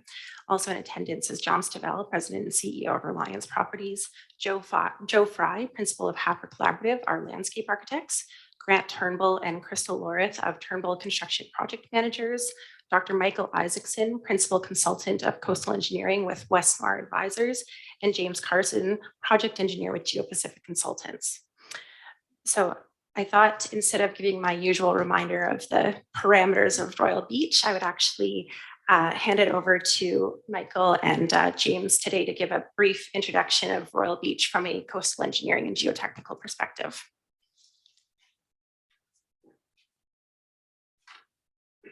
Thank you, Your Worship and councillors.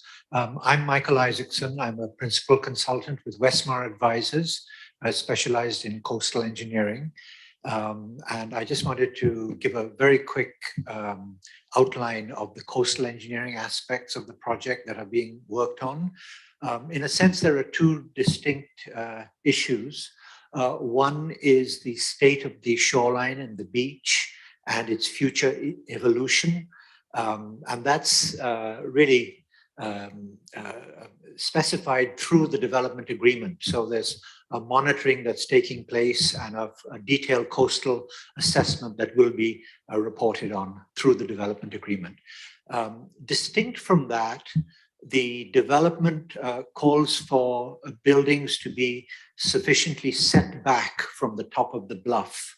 And that's actually a joint activity between coastal engineering and geotechnical engineering. From the coastal engineering point of view, we look at the state of the beach.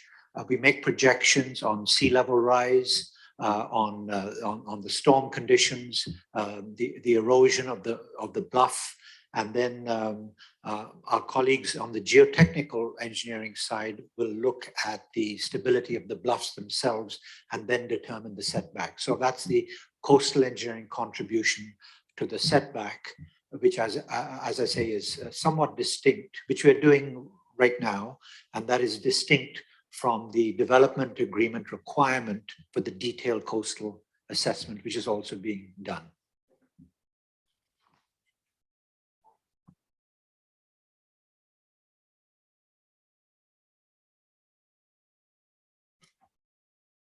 Good evening, Mayor and Council. My name is James Carson. I'm a project engineer at Geo-Pacific Consultants Limited. I'm working with Matt Cocan, the geotechnical engineer of record for this project. He's also the principal and owner of our firm, as well as several other individuals in our group. Just a bit of history, because I don't know if I've met all of you yet. We were engaged in 2021 to begin looking at this project. We were asked to take over some of the geotechnical aspects of the site and continue with some of the existing geotechnical studies. A preliminary study involved several site visits, the review of available technical documentation, review of sites in the vicinity, and a desktop review of historic air photographs dating back to 1926. You know, as we all know, Royal Beach is turning into kind of one of the most thoroughly studied sites in the region with significant geotechnical work ongoing, which I think is a positive, right, when you compare this to several other sites in the region. You know, kind of as a bit of a preamble, we have experience with several historic gravel quarries and nearby sites of similar nature, including portions of, you know, Royal Bay itself next door, the Allendale lands just over there, and you know, the old Western Speedway site in Langford. So we've got experience dealing with several sites similar to this, except minus the ocean component. As development plans have progressed and following our initial review, we've completed several geophysical and drill-based site investigations across various portions of the site. Today, we've been asked to speak about the park plan and the various geotechnical works completed to date. So over the past year, we've studied the site thoroughly. Numerous boreholes and geophysical site investigations have been completed, in addition to a review of available air photographs. Based on our analysis and findings to date, the slopes across the site and related vegetative cover have been maintained at relatively safe inclinations, and minimal signs of shallow or deep-seated instability have been noted. In addition, the soils encountered at site have been very dense and well consolidated. This includes actually the pond sediments, which we're all aware of, the south end of the site. So upon our review, it appears that the coastal bluff areas have been, they've remained in generally the same configuration for about 75 years plus minus, which speaks to the overall stability and competence of the coastal bluffs. If the past is a window into the future, there's some indication there which we have to consider.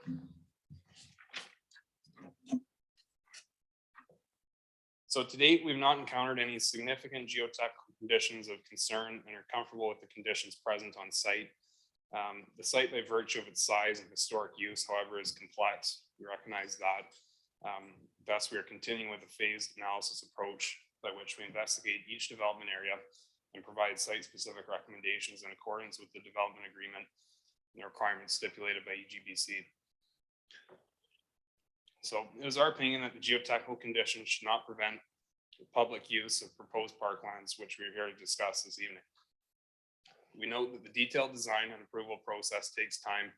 We'll be conducting further detailed design work on the various parcels and elements of the project as the development proceeds through the approval process. Deliberate geotechnical risk assessment approach in accordance with EGBC and the applicable relevant codes and current state of geotechnical practice is in place to address geotechnical concerns across the site as they arise. In our opinion, it's our opinion that the appropriate level of due diligence has been and is continuing to be undertaken from a geotechnical and a hydraulic and coastal perspective, using the methods current with the state of the professional practice. Thus, for the reasons aforementioned, it is our opinion that the council should consider supporting the proposed parks plan. Thank you for your time this evening.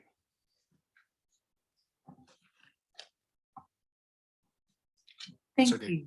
I just have a question for you with regard to the site and the potential for liquefaction in the compacted settling ponds in the event of a seismic event.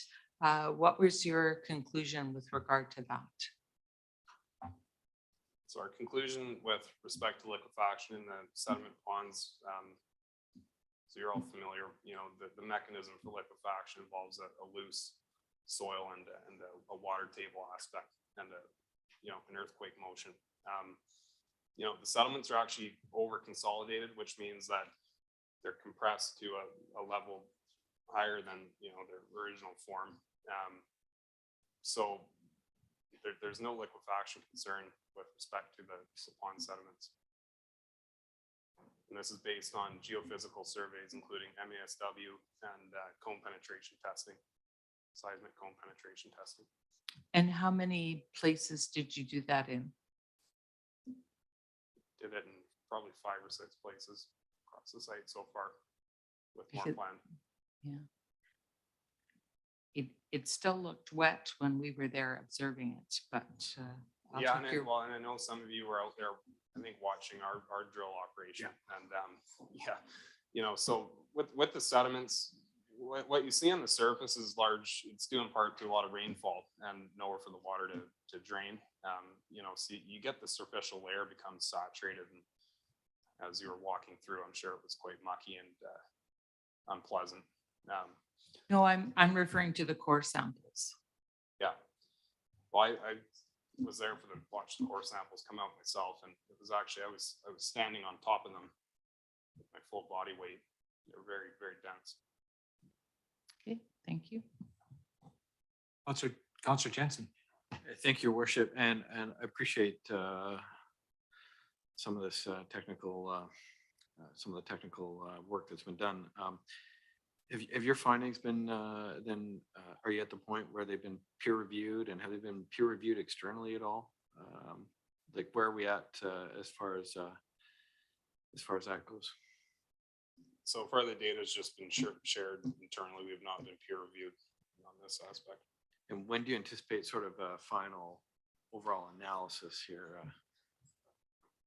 Well, it depends on which portion of the site we're talking about, right? So that's something we need to define, under the DA, there'd be many phases of separate investigation, which I assume we'd look at. So you're doing it zone by zone? Yeah. Okay, thank you. Is it normal for it to be peer reviewed? When your company does it, you're signing off, you're using your company's stamp. Is that a practice in civil engineering? Yeah, it occurs from time to time, depending on the significance of the project, but it's, we're not reviewed by a third party, probably 95% of the time. Okay. Thank you very much. Councillor Olson? Hi, I'm certainly not an engineer by trade, but the one thing that did flag me, one comment you said clearly was you've had experience with similar sites minus sites with an ocean component. That just scared me a bit. So I need you to make me feel better. Yeah. I knew I messed up when I said that. Yeah, and I caught that. Yeah, so to I guess add context, so we do geotechnical engineering across British Columbia, many coastal areas like Tofino, Ucluelet, Port Renfrew, all up and down the Fraser River. So we're well versed in how the kind of coastal erosion processes interact with the geotechnical components. And we deal with sites like this, well, not like this, but with a ocean or river element. Your very frequently. confidence level is quite Yeah. high then with this Yeah. project. Correct. I may not say a lot in meetings, but I listen. That's a good point. I was just speaking to the quarry part. Any other questions? Oh, go ahead, please. We do have additional parts to the presentation, and so Please. All right.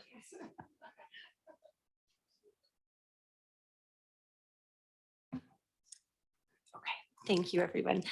So I just wanted to, I'm just going to quickly run through some of this information, but I do want to start by stating that we as a developer remain wholly committed to bringing the vision and goals of the OCP to life by creating a world-class destination for residents and visitors alike at Royal Beach.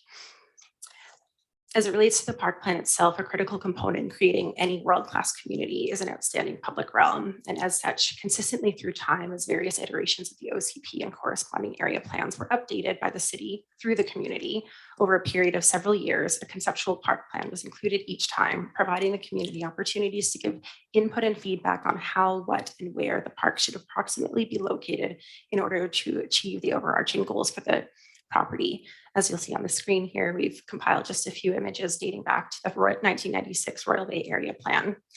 Looking back at these various iterations, the community confirmed and reconfirmed time and again through the OCP and corresponding area plan updates their expectations around the park's delivery at Royal Beach. These policy documents that were created through a long and comprehensive process subsequently guided the creation of the Royal Beach Park's terms of reference, and from there with the Royal Beach Park's master plan, which substantially delivers upon the requirements set out in the TOR terms of reference. So again, just a bit of context. This is just snippets from the terms of reference itself, all of which have ultimately been achieved and delivered upon. And again, the terms of reference was that provided to give us a guiding framework, detail the deliveries around the 10 special places and associated programming.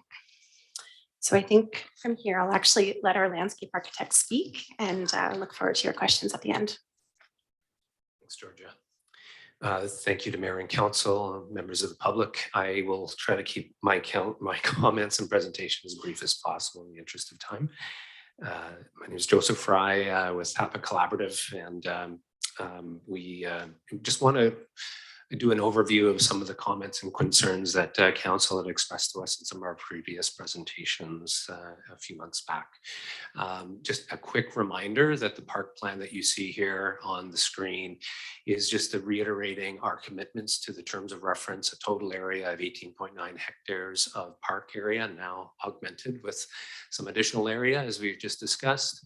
A combination of special places, the 10 special places, and natural parkland, which we feel is an important component of the ecological integrity of this site, the waterfront destination, a range of amenities for each neighborhood, which are clearly listed in the TOR, and probably most importantly, the unlocking of this site is part of a connected and contiguous trail system that connects back across Metchosin to the waterfront, along the waterfront towards the Esquimalt Lagoon and beyond. So we feel that this park plan, we're being very faithful to the exacting to the terms of reference with some modifications as we outlined at the last we presented to you.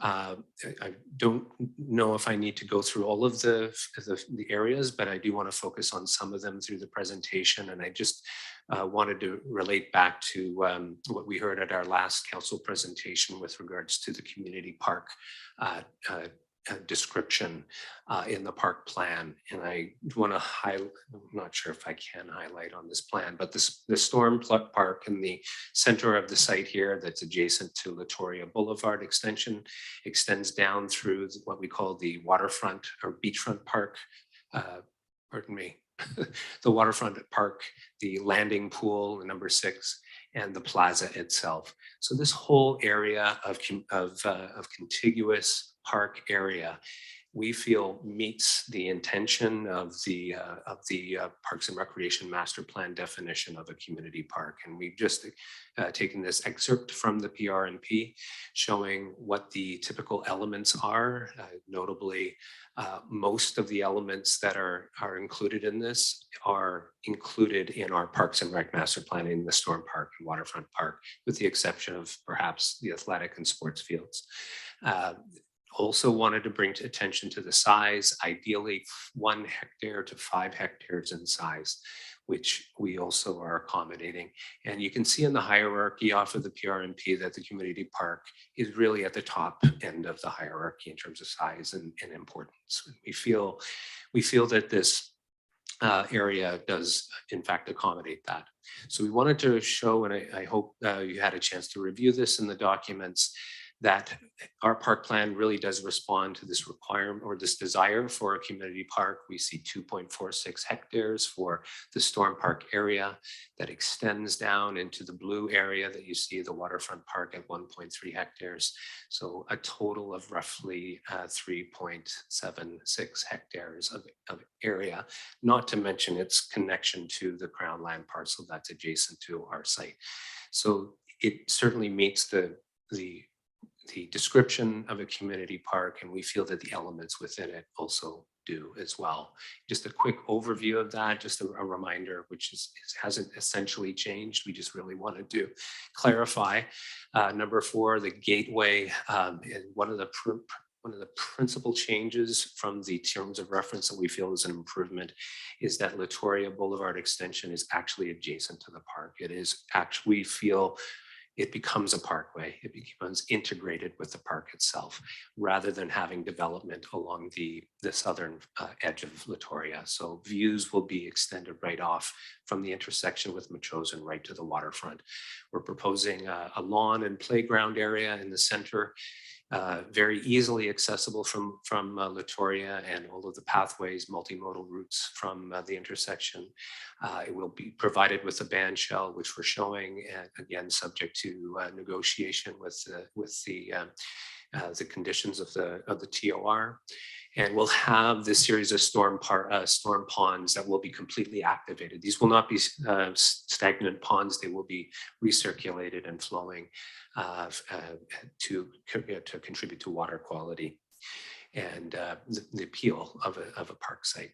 Number 6 is the landing pool, which is essentially the terminus of the future terminus of the entirety of the storm system, thereby making the existing pond on the parcel adjacent on the waterfront site redundant. So while development is occurring, that pond will stay in place. But following the completion of the landing pool, all of our stormwater management can be handled on site. And that unlocks the opportunity to look at how the city would choose to manage the oceanfront parcel. And of course, number 7, which we've talked about, the plaza, we've tried to give a little bit more clarity as to what that is. So just really quickly to outline, we've put a check mark next to all of the features that we think are now, or have always been incorporated in the park plan. We just wanted to highlight them. Again, the only thing that I think is really absent from this is athletic and sports fields. Although we do have a lawn area, a relatively flat one, the site really just doesn't accommodate that kind of area and flatness. And we also have sports fields across the way. In additional opportunities, I think we're always interested in exploring what those might be in addition to what's shown in the terms of reference, and can be certainly negotiated through the parcel by parcel development of the park plan. These are really quick overviews. I hope they're legible, but you can see we're sitting in Metchosin and Latoria in the bottom left. I think there was some question or concern around what is actually going on in the storm park, and I just want to set your concerns aside that this is really an accessible series of naturalized areas that include pathways, rest stops, viewing areas, lounging areas that are integrated with the water feature, as well as we showed the promontories with key viewpoints that look out and actually create these fantastic, almost 360 views out to the water and even back behind the promontory. This is looking back up towards Metchosin in the background. You can see the flexible lawn in the center. We're proposing a band shell, and we'll show you how that size is relative to other precedents, playgrounds, bridges, flexible lawn areas for gardens and casual use. So this is not just a naturalized area. This is a series of public amenities that will be used by everyone, and it will be fundamentally well connected from Metchosin right down to the Village Plaza. Very quickly, Special Place 5, and a member of the public had mentioned how valuable this would be for small events and activities. We see it integrated with play in an everyday condition, but you can host smaller events and medium to large events that will support other kinds of uses in the amphitheater area that we've talked about, and also the Village Plaza. So a very flexible, highly valuable space right in the center, right, very highly visible off of Latoria. How big is it? It's about the same size as the Sydney Amphitheater lawn adjacent to the band shell, and we've shown a similar size band shell just for context. So I think you can get a sense of how big it is and what kind of events and activities it can accommodate. And I would also say that our edges are probably better in terms of its relationship to the playground and some of the trail systems that are connected to it. So this, we feel, is something, and will be supported with parking and other opportunities on the street, but also in private developments. The Village Heart and Plaza is Special Place number 7. And this diagram, I think, shows you, and pursuant to our discussion earlier around the complexity of the plaza as it relates to what we call a pavilion building, which is a series of smaller buildings, smaller commercial retail masses that we are proposing, and our architect has proposed to house under one large roof. So one big pavilion with a series of smaller buildings. The main plaza would be well connected to it. It would be adjacent on the northeast edge to a 4 to 6 story mass as well, which would also have active uses at the ground plane. And it would be connected to Latoria Boulevard and all the public parking spaces that we provide there, and also adjacent retail on the west side of Latoria as well. So as John and Georgia had alluded to, there's a real relationship and a synergy between both the inside, interior program and the programming associated with the plaza that are really very integrated with each other. Very quickly, the landing pool is adjacent to the pavilion. We've started to model this with our architects on the right-hand side. The landing pool will be the terminus of all our stormwater. There will be gathering spaces that'll extend off of the pavilion. And we see a lot of commercial edges. This will be an amazing south and east view towards the water from this edge. And this is showing, it ghosted in the background, our plaza space. We see this as a main event space that can host a wide variety of activities. All of the, we sized it to be about 2,000 square meters, so about appropriate for about 2,000 people. But adjacent to that, all of these uses that are tied into the pavilion will be facing onto that plaza, also facing towards the water. And I hope it's evident that this is a very dynamic, world-class, integrated, lively space that is truly architecture and landscape together. So I trust you can see how complicated the execution of that would be over time, but we're really excited about the potential of that. The plaza area, we showed 2,850 square meters as part of the terms of reference, 2,000 of which is in the pink area, and the ancillary spill out areas between the buildings under cover will be in total, will likely exceed 2,850 overall, and that doesn't include the lower walkway that where the kayaks are at the property line, and it doesn't include the parking area, which can serve as an overflow area for larger events and activities. We wanted to show this diagram. It's more of a diagram, but it's to show where we are anticipating commercial at grade. So again, thinking of that earlier discussion with regards to that intensity and that body heat that we want to create as you extend down Latoria. We'll start at the upper left corner with the presentation center, and of course, all of that retail will help to support activities within the plaza itself. Village Heart character, a few images, including one of our projects in the bottom left, looking at a hardscape surface that can accommodate a wide variety of ranges, but have some softness to it. Vegetation that really supports the life and is endemic to the site. So this is a view looking back up Latoria, hovering back up the slope. You can see our pavilion in the background. We see, again, vegetation that pops up through the roof. Really a truly integrated landscape and architectural expression. A central circle in the center, which could be a special paving. We're hoping that it could be gravel, perhaps from the site, in a concrete of a special paving. But all of the edges, you can see, we envision cafes, ice cream, major restaurant, destination restaurants, green grocers, the hot dog guy in the middle here. All of these events and activities are there to support the events and activities. And again, this is a view looking back from the south up to that large floating roof with these destination restaurants looking back towards the sunset and the sunrise actually as well. Kayaks and beach recreation activities spilling out from the basement level, as well as the washroom that is part of the terms of reference as well. So really truly integrated expression. In terms of plaza size, 2,000 square meters is equivalent to Centennial Square at the City of Victoria City Hall. So I hope that gives everyone a sense of how big this is. And like I say, we use a guide of about 1 square meter per person for crush space for events and activities. That again it doesn't include areas adjacent to this, including the offsite beachfront as well.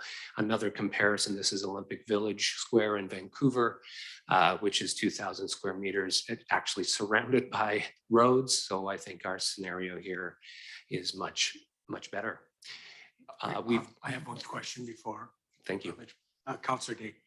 Thank you. I just, you've got a lot of really great pictures and it really evokes a feeling, which is wonderful. But how will we know that we've achieved this? Is there going to be further work that goes on that gives us specific listings? And are you going to inform us about native plants or what type of plants work in the area? How will we know that we achieved what you're showing us? Thank you. Through the mayor to Councillor Day. A lot of those, I will elaborate a little on some of the plant materials that we're proposing at again, a very schematic level for a park master plan.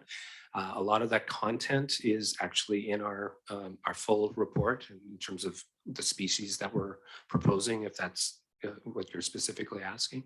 But I also feel that as these park phases, the park master plan is, if it's adopted, we would still be coming back to staff and to the Parks Department in particular to help develop the details of those plans, including grading, all of the site furnishings, all the requirements. Again, making sure that the terms of reference are adhered to. So those details, some of which are actually in our document, will be further elaborated in those later phases.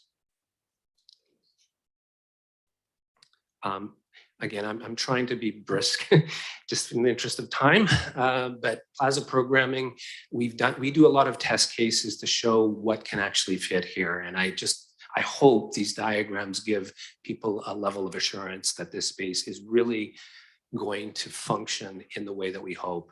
Events for 2,000 people in the upper plaza that can spill down into a beach area that we feel can accommodate up to 10,000 people, which we know is happening elsewhere on the waterfront here. So again, in combination with other offsite conditions, that's the hope.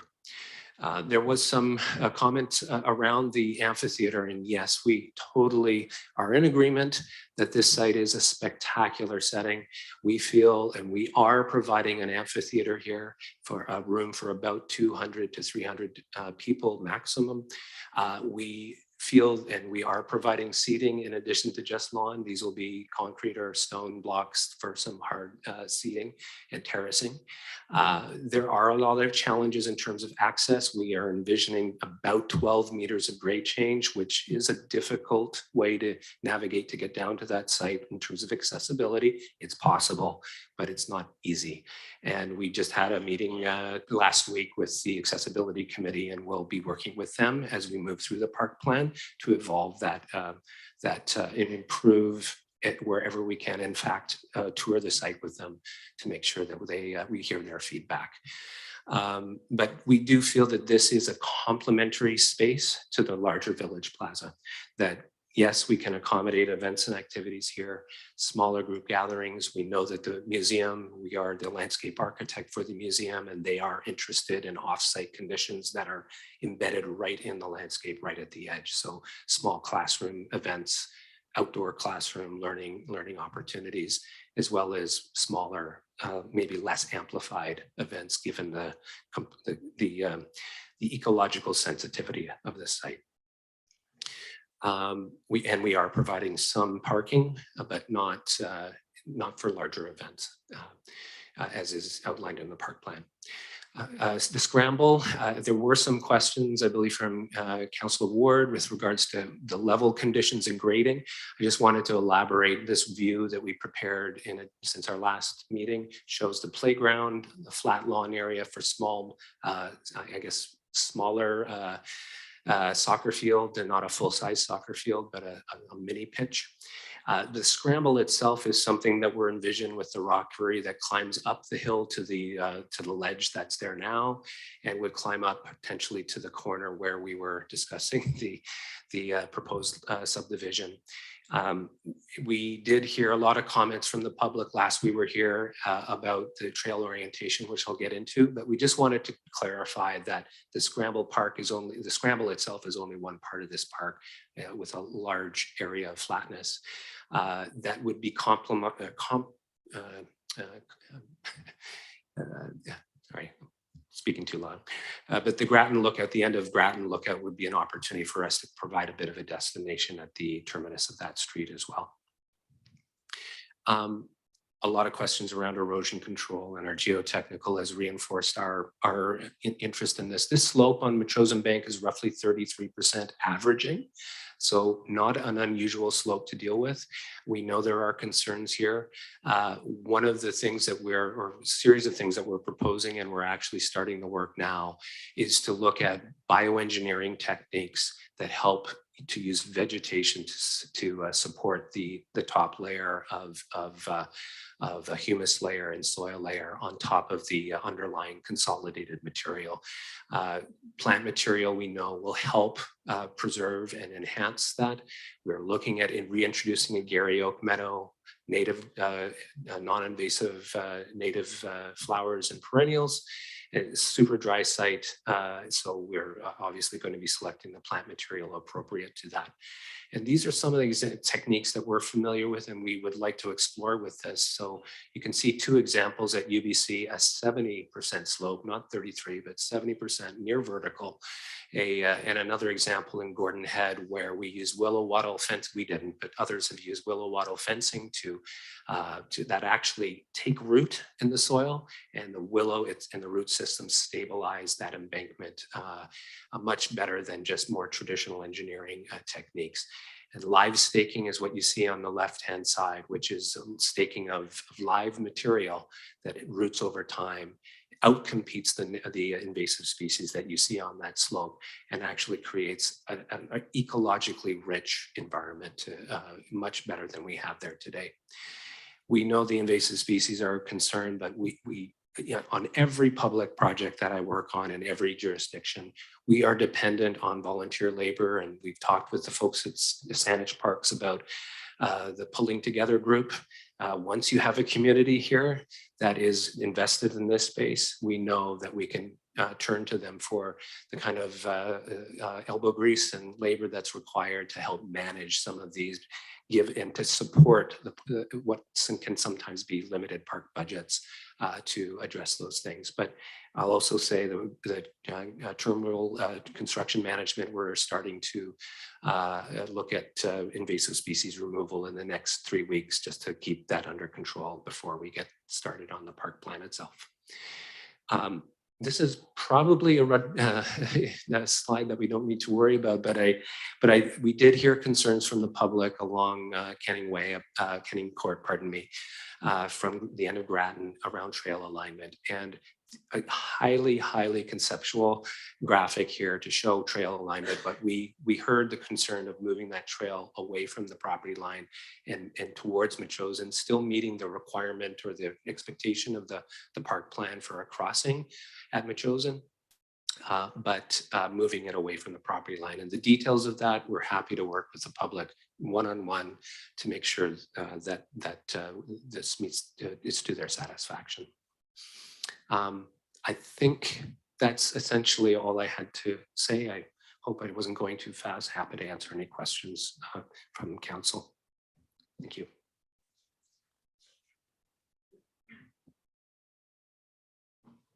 I do have one question. I guess I don't know if it's under your bailiwick or not, and that's the question on the parking.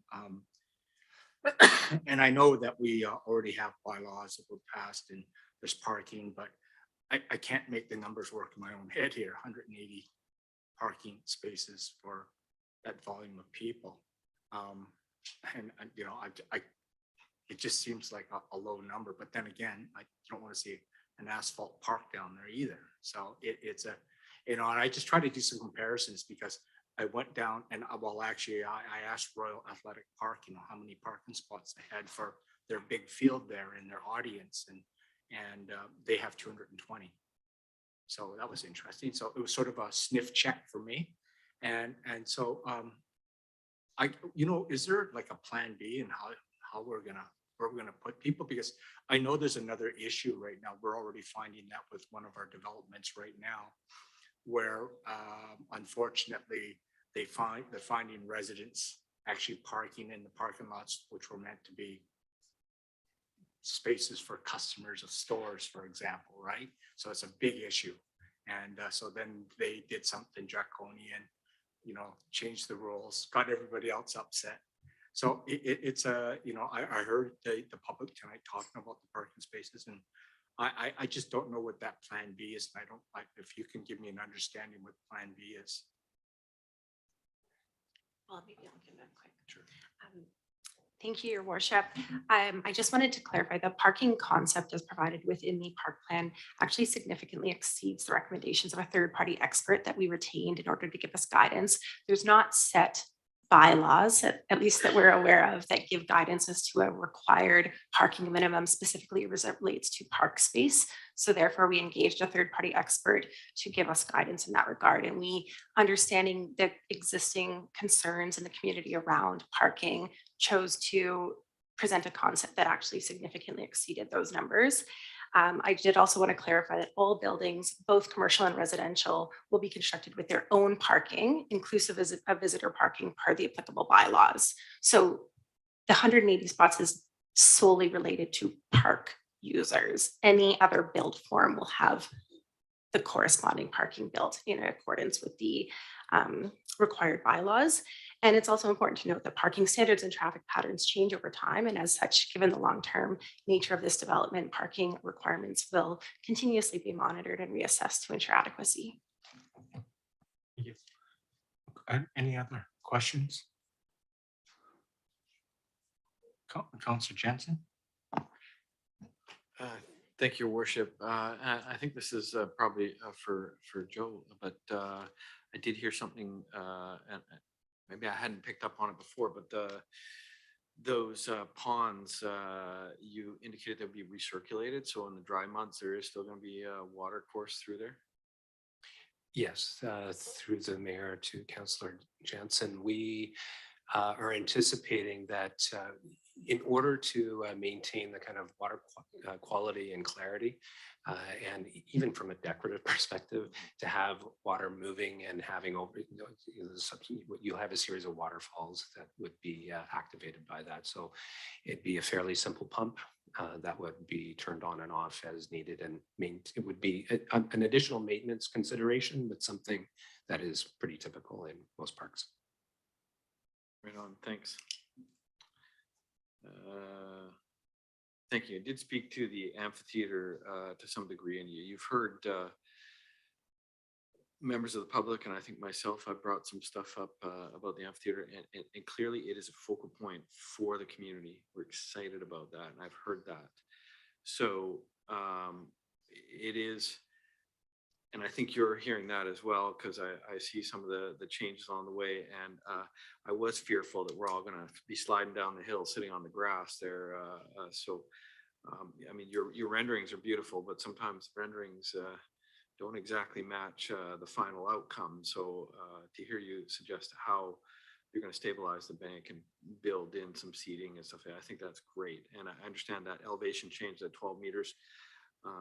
That is a lot. So I mean, you'll have to think about, I mean, I'm assuming there's going to be some stairways and whatnot. You won't be able to just have a slope. Everybody will be sliding down it, although it'd be great in the winter. A slide would be a great idea. No, I think the challenge isn't so much the retention and stabilization of the soil, the slopes. I feel we can accommodate that through our expert advice, but I think 12 meters at 1 and 20 is 240 meters of sloped walkway. That's a lot of pathway, and switching back in order to accommodate a fully accessible, wheelchair accessible from top to bottom. So I think we'd be willing to work with, again, our accessibility community. I think there's a lot of the feedback we received last week was they understand the challenges, but I think it just gave us pause when we think about how programmed the space is, and if it's not easily accessible. That's fair comment, and I believe it's great that you're reaching out to the ACTI group to seek advice, and I think that's wonderful because they have some local expertise in that regard. And I also have walked that site, and it is a fair distance from the road, And so I understand the challenges for it to be the primary destination for people to come and flock there, bring some logistical difficulties. So I do appreciate the difference between the band shell and the plaza area and what is expected out here. And just, it'll be interesting, also be interesting for us as a community on how we apply some amenity features to that area and how far we want to go, given its limitations. So I think that's about it. Thank you, Your Worship. I did have questions about parking, but that's been answered. Thank you. Councillor Day. Thank you. I just had a follow-up question with the parking because we were talking at length earlier about the importance of the connection between the commercial developments and the plaza, that I remain concerned about the parking because we're trying to draw people to that wonderful commercial node that has so many things going on. And even the best experts, they don't address those times when we're having events and businesses are carrying on. And it's becoming, this real divide almost between whether or not people want to go somewhere because it's such a hassle to find a parking spot, and the downside is also on a site like yours, seniors, people with disabilities, etc. They need that parking. They can't get there otherwise. So can you just tell me how it's going to work between the parking that's for parks and the parking that's for commercial?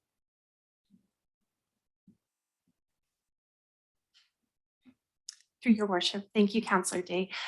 Just to provide a little more context on the parking concept as provided, again, that was based on, a variety of different studies that they conducted in order to determine the appropriate level of park dedicated. It will be up to us to ensure an appropriate amount of parking is provided as a minimum to the applicable bylaw for any of the commercial built forms provided in and around the plaza area and the balance of the site for that matter. In addition to that, for those sort of peak surge events, for example, I don't think it's appropriate nor warranted on this type of property to provide parking for those peaks that are going to be only occurring on occasion. That's when alternate transit opportunities should be provided. Eats and Beats, for example, providing alternate parking opportunities, encouraging people to bike so that the parking that we do have available is preserved for people who need it. And also utilizing, cross-utilizing other very close adjacent parking areas, for example, at Royal Bay Secondary School, the soon to come Royal BC Museum. There's going to have extensive parking opportunities to help supplement for those surge events. Right, but all of your commercial venues will have their own dedicated parking. Correct. Thank you. Okay. Thank you very much. I see no other. I'm just going to take a 5-minute health break because I need to have a health break. Just so it's 8:52. If everybody could be back in the chairs, ready to go at 8:57. Thank you very much.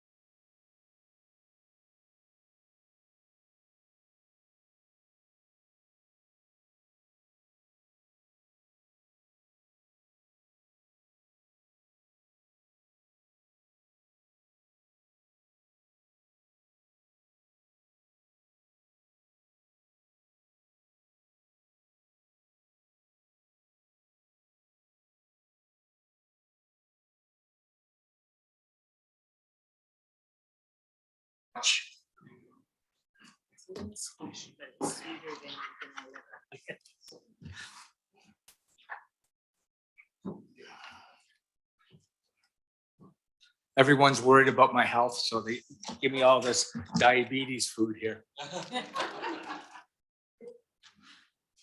I'm just going to continue on the issue. Councillor Jordison, you want to speak?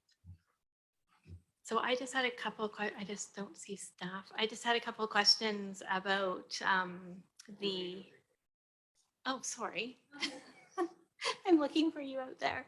I had a couple of questions about the estimated, the maintenance, so the financial considerations about the maintenance of the parks, and then, but about the warranty period and like what the length of that is, and when the city specifically takes ownership of the park component. Is it at each stage of it, or is it the whole thing at once? Like, yeah. Maybe I'll start with, I feel like the second question, which is when do we take possession of the park, or how do we get to the point where we're negotiating taking over parkland? So as Georgia mentioned, they would apply for subdivision. They make an application for subdivision, and the terms of the development agreement stipulate that every time that you subdivide a portion that is adjacent to parkland, that we would take a portion of that parkland as they go through subdivision by subdivision that is adjacent to that. At subdivision, what we ask is then detailed designs for that park, so that we then do a cost estimate of how much it's going to take to deliver the park to the standard that would fulfill the terms of the parks plan. And we approve subdivision once we accept a security deposit to cover the cost of that it will take that developer to improve that parkland. And then they proceed on a lengthy process. It can go depending on the scope of the park. It could be 1, 2, 3, 4 years that it takes them to then deliver the improved parkland. Once the parkland is improved, then there is, I can potentially use some help from engineering, because they are the experts. Then it becomes engineering that takes over. It becomes outside the approving officer, and then it's the engineering department that vets the adequacy of that improvement, and they know the answer about the warranty periods.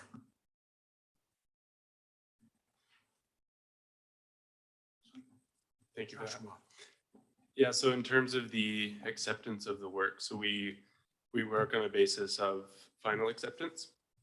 And once we work with the developers, so they've got their designs, their specifications, we make sure that's all met. We go through review, and typically we'll do it in a phased approach, because especially for development of this size. After acceptance, then it's a 1-year warranty. Okay. Yeah. Yeah, thank you. Thank you both. Did you want to continue on your conversation about, seems no one else has got their Sorry, hand up about right the now. motion, for the geotech? Yeah, for the geotech, yes, please. Yeah, so Mr. Earl, I was hoping you might be able to assist me with that particular motion in regards to having a study or independent study done at each realm of the development as it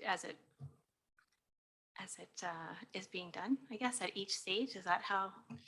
So perhaps I could provide help and interpret, I think, what you're after. So the current development agreement has a geotechnical matters section. Within that, section 8 stipulates that the city's approving officer will not be required to approve a subdivision or portion of the lands as they exist from time to time unless and until, in respect of such portion of the lands, the developer has provided to the city a subdivision-specific geotechnical assessment, and that is defined elsewhere in the document.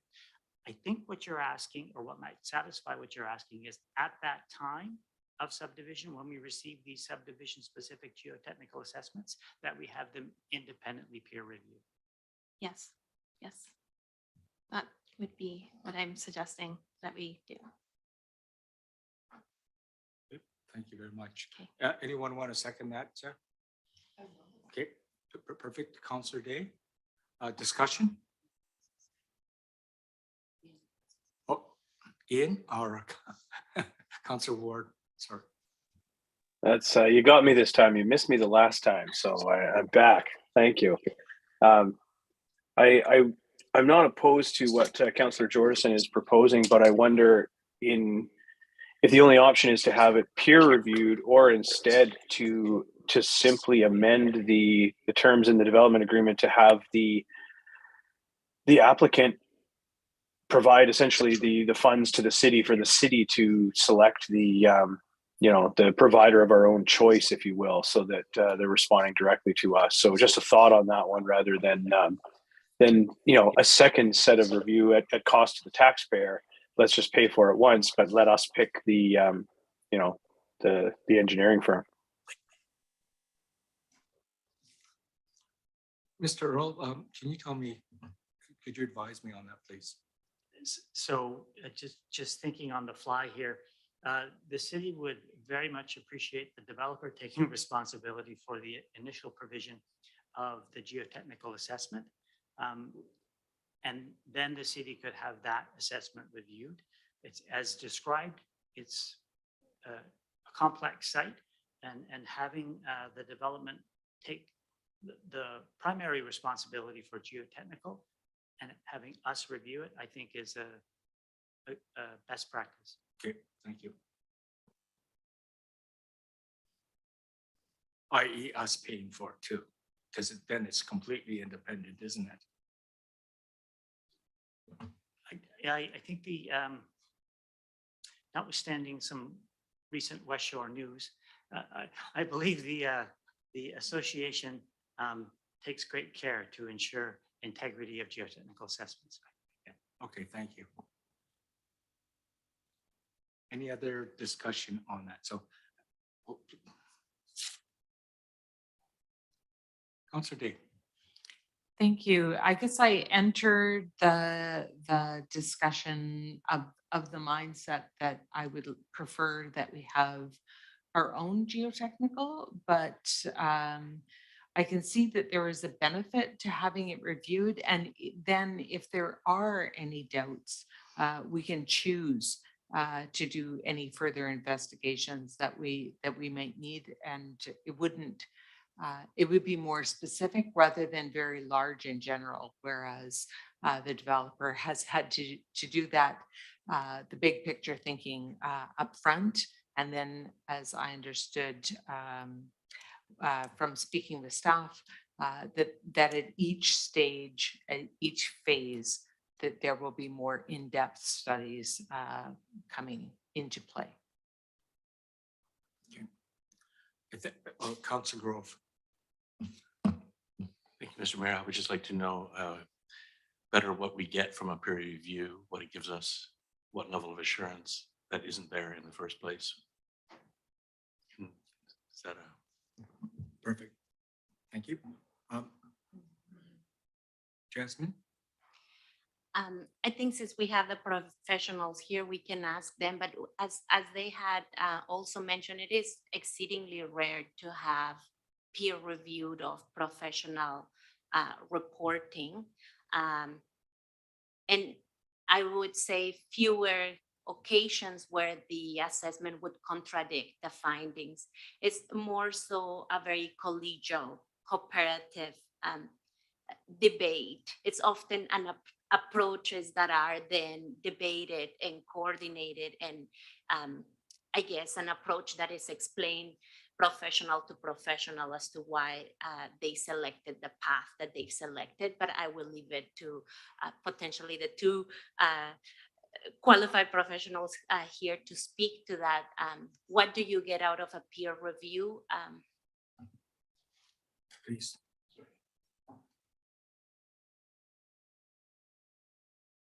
Good evening, everyone. My name is Grant Turnbull. I'm the project leader on behalf of the developers. Good evening to everyone still here. I am a professional engineer as well, and I've studied geotechnical matters throughout my career considerably as well. I do rely on James and Mr. Kokan for their expertise for sure. I just want you to know that with respect to peer review, I'm kind of already doing it. We've already engaged 2 geotechnical engineers on this site, and it's kind of like when you go to the doctor and you get an opinion and only want a second opinion. Well, we've already been doing that where we think it's warranted, and we will continue to do it where we think it's warranted. I think our clients and myself in particular, we want to make sure this is done right. And I think I've met many of you on site. You've seen how we've just begun digging holes in the ground here. Oh, and I want to show you one more thing for a minute.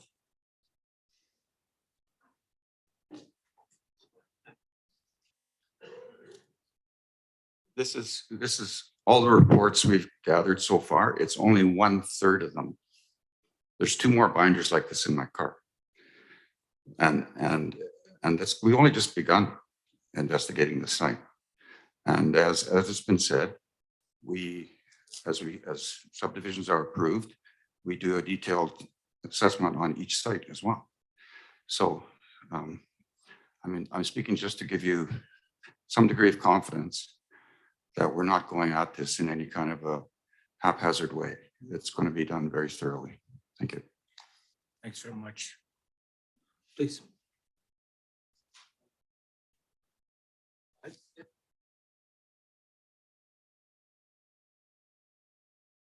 Sorry, I'm Michael Isaacson, a coastal engineering specialist. I happen to also be a past president of EGBC, that's the Engineers Association. And I just wanted to assure council that EGBC has a very comprehensive process of assuring the highest engineering standards, including a whole series of professional practice guidelines, reviews within and approvals within the companies as well. So while it's not precluded, I just wanted to assure you that there is a whole bunch of steps involved in these engineering reports. And that's really come through the sealing process. Okay, thank you very much. And I understand what you're saying, because that's why I asked that funny question, because in my world, where I came from, the aerospace engineering world, I'm a PEng too, and I stamp off everything myself. I used to, I'm retired now. And it was interesting because there were some things that I would not want peer reviewed because it was my data and it was my intellectual property. And I never wanted to pass it off to a competitor when they used to say you're going to peer review it. So I used to have some difficulty, some things, fine, I understood why. But you know, if you came up with some type of neat way and some technique, you're not going to give it to your competitors, you know. So I always had difficulties. That's why I don't know how the civil engineering world works, but geez, you know, I think everyone's running a little bit afraid ever since what's happened over in our neighboring municipality. Everyone's running for cover a little bit right now, but no, I understand. I mean, there's a big liability for you when you stamp things off, and the very fact that I do understand that there's 2 different engineering firms involved in this. I wasn't as reluctant now, you know. I wasn't at first when I thought it was one. I thought really good idea to have that, to have another engineer from our side of it independent. So I respect what you're saying, and I understand it as a professional. So anyways, that's my comment on it. So I see your world works like our world too. So there's no difference really. I was never EPBC, I was a PEGA. Okay, any other comments? You know what, I messed this up too, because I had us make a motion on an amendment and we didn't even make the motion. I guess it could be a separate motion. Yeah, it's a separate motion. So I will call the question right now then. All those in favor of the motion? Oh, please, could you please, Mr. Earl or? Okay, sorry. What I have is that at the time of subdivision, a geotechnical peer review is completed. Sorry, I didn't hear you. At the time of subdivision, a geotechnical peer review is completed. Is that correct? Maybe it would satisfy if we do a similar motion as prior that speaks to give us permission to amend the development agreement, the section that speaks to geotechnical matters, and come back with a reward on section 8 that would speak to a peer review condition for subdivision specific geotechnical assessments.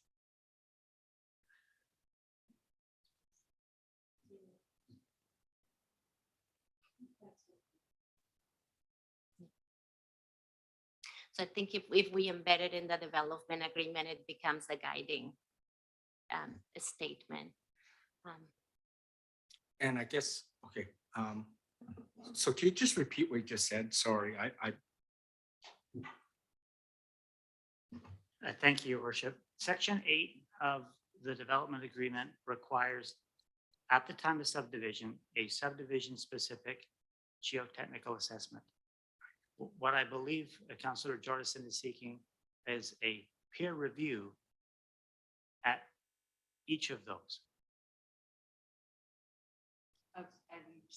At each subdivision-specific geotechnical assessment. So that the development agreement condition 8 be amended to include peer review. okay, that's on all subdivisions. Is that- All subdivisions require a geotechnical assessment. Right. So therefore, all subdivisions would require peer review of the geotechnical assessment.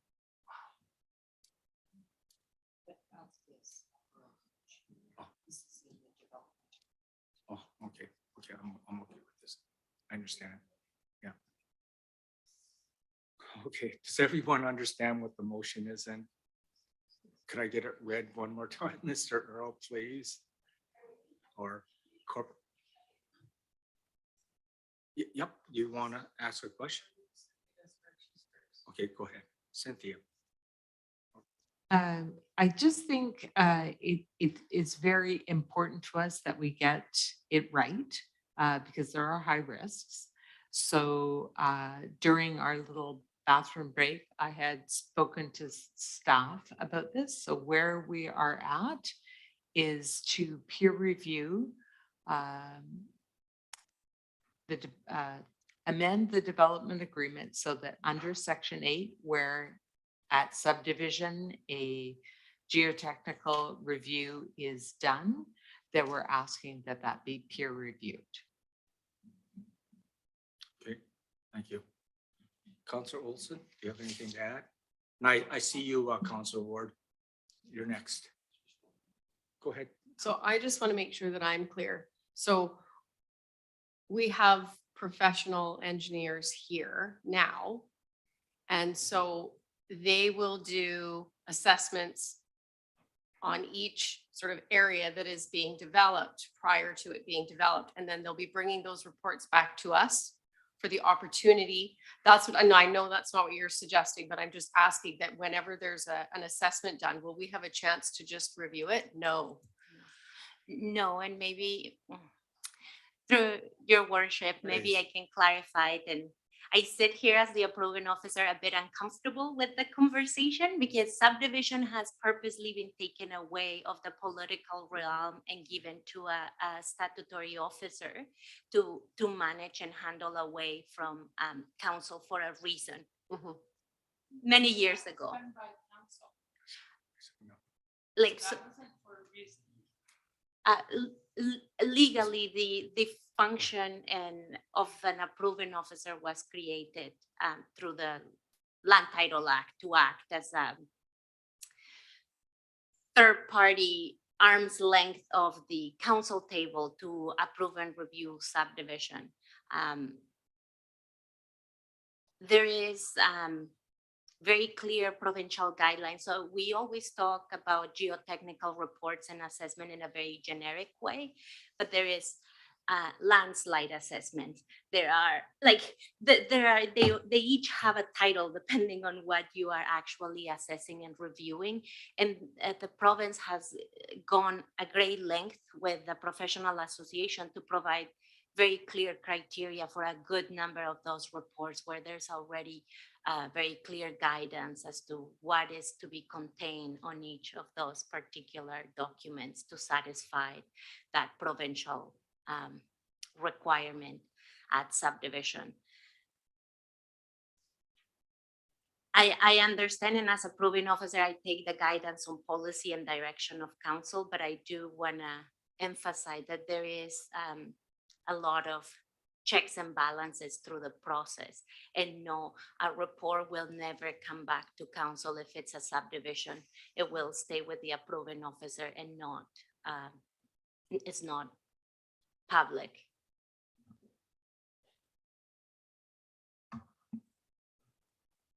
Councillor Jensen? Oh, so Councillor Ward, I'm sorry. Councillor Ward. I was starting to think you've forgotten all about me, Mr. Mayor. I have some issues here. I think we're opening a bit of a Pandora's box, and it's really reactionary in nature. You know, just because Langford's in the news at the moment, that shouldn't be, you know, something that is sort of the guiding force for us on this. You yourself, as a former engineer, mentioned that a peer review is kind of out of the ordinary, and we heard from, you know, some very skilled professionals there, you know, in the audience that it's the exception, not the norm. And I question why we're going down this road. We're looking at spending additional taxpayer money to do this, and I take that seriously. And you know, what's the outcome? So ideally, you know, they just sign off and say, geez, looks good to me as well. But what happens in the event of a disagreement? You know, are we writing something into the development agreement now that if the peer review questions the other engineering firm, who's got the financial bag on that one now to find a resolution on that? And then ultimately, who holds the liability if both, you know, our peer review firm and theirs have signed off on something? Does that change the nature of the, you know, the liability kind of window for us, or the umbrella for us? So I have a lot of questions. I think this is not as simple as it's made out to be. And frankly, like I said at the outset, it's the exception, not the norm. So why are we looking to make an exception here? You know, that really is, in my opinion, you know, based on kind of news of the day. So that's my 2 cents on it. Thanks very much, Councillor Day. Oh, no, sorry. No, I don't know how that happened. There. Councillor Day and then Councillor Jensen, sorry. Okay, I just want to say that for me, the citizen safety is my #1 concern. So if I check something one more time, that's okay with me. There's a big difference between a geotechnical engineer and an aeronautical engineer and a civil engineer. There's a lot of specialties here, and I am just advocating for an area where there's a great deal of elevation and a great deal of other issues of unknown quantities on an old industrial site, that I want to be sure that people are safe in the event of a seismic event or erosion or climate change or sea level rise. I want all of those people who are relying on us. That is our one job on council, is to ensure the safety of future generations. So that's why I want to get it right. And that's just where I'm coming from. I can learn just as well as anybody else. Okay, thank you. Councillor Jensen. Yeah, thank you, Worship. And I find myself in complete agreement with Councillor Ward. I mean, I came prepared to talk about a parks plan, everybody, and maybe we need to book another special meeting about geotechnical, but I'm lost here, quite frankly. And I have never seen this many, engineering professionals in one room to working on a particular development, and they appear trustworthy to me, and quite frankly, I have to rely on their expertise. It sounds like they're fact checking themselves along the way, which I would expect from a professional, a bevy of professionals such as this. And quite frankly, if we're going to get this granular about this, then I would suggest that we book a separate meeting and you prepare documents for me to read so I can prepare myself and come to a meeting prepared to talk and discuss this knowledgeably, because I'm in the dark here. And as a result of that, I'm going to oppose this motion, and I'll wait to hear what others have to say. Councillor Jordison? I realize that I'm hearing that this is reactionary to what's happening in our neighboring municipality, and I use that as an example, but it's really about what I'm hearing from the public's concerns, and I know I believe on council we have concerns, and I'm not concerned for myself in the fact that the city, I'm sure, has indemnity if anything was to happen, but it's the people that will be living there and their safety, and I don't think being peer reviewed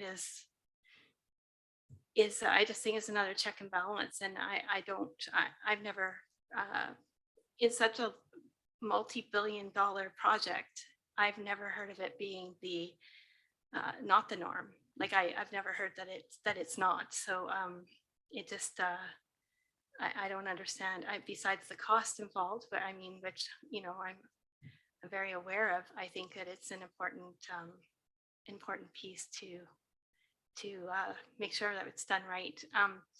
And in regards to whether it should have been discussed at tonight's meeting, I get that, Councillor Jansen. I was not sure if this was the meeting to bring it up, but I think it's an overlying factor with Parks Plan and the whole thing. So if this isn't the right meeting, I mean, that's okay too. We just need to somehow have it addressed or decided upon. Thank you. Councillor Grove. Thank you. I asked the question about the peer review because I wanted to know better. And what I suspected is I still feel that way, perhaps more so, that to have the work done, the peer review, in my opinion, does not add a significant level of difference. I think that as a society, we support and we trust our professionals, and that is the direction I'm more than happy to support and go. Mistakes happen, but to suggest that the peer review is some kind of a security above and beyond as a final security blanket or something, to me is what do you call it, a false trust or a false sense of security. I'm not confident that it's needed. I think that from what I heard, it's not, and I wouldn't want to add it in, so I can't support the motion. Thank you. Thank you very much. I'll just, okay, so there's obviously different opinions. I personally can't support the motion myself either. I mean, at first, where my head was at first, what I really felt that is we needed project manager from our perspective, from our side of the fence, right? To make sure that things are moving on this project, like, because they have to understand the requirements of the developers. So we're always informed. So we're not the ones holding things up. So I was sort of looking more like that. And just personally, I know it's that extra, sense of security. And I hear you loud and clear, Councillor Day. I really do. But Jesus, I can tell you right now, it just in my own experience, you're flying around in aircraft with things that I designed. Isn't that scary? No, think about this. I mean, and I didn't have to have it peer reviewed. I was called a DAR, and of course, the companies will have to build that trust, and you get that trust, and you build that trust because they see your work, and they probably review my work we're reviewing it at first, but when the same companies were looking at my work, they just went, wow, this is phenomenal. And I used to be the VP of engineering, so I was the last signature on everything anyways at one time. But when I went off on my own, I was my own DAR. And I can tell you right now, I mean, it's almost like you're saying, well, you're designing something to fail.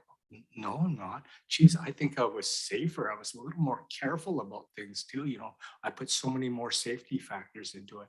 So, and I know right now when when someone actually asked me to do a peer review on another person's work, the guy refused to because, like I said, he had his own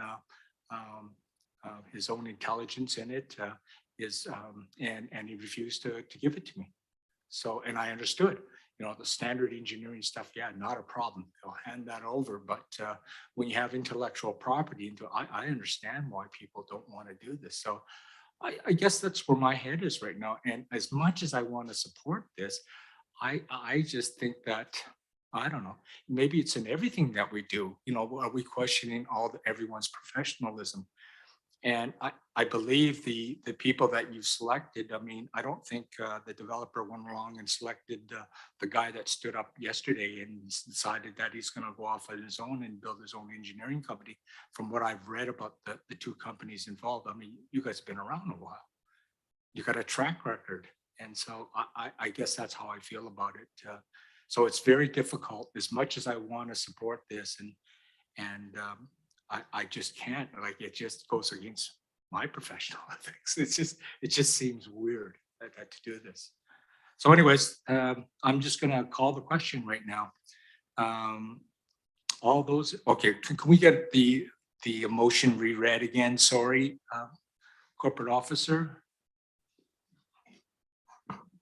That staff amend condition 8 of the development agreement that at subdivision a geotechnical review be completed that includes a peer review.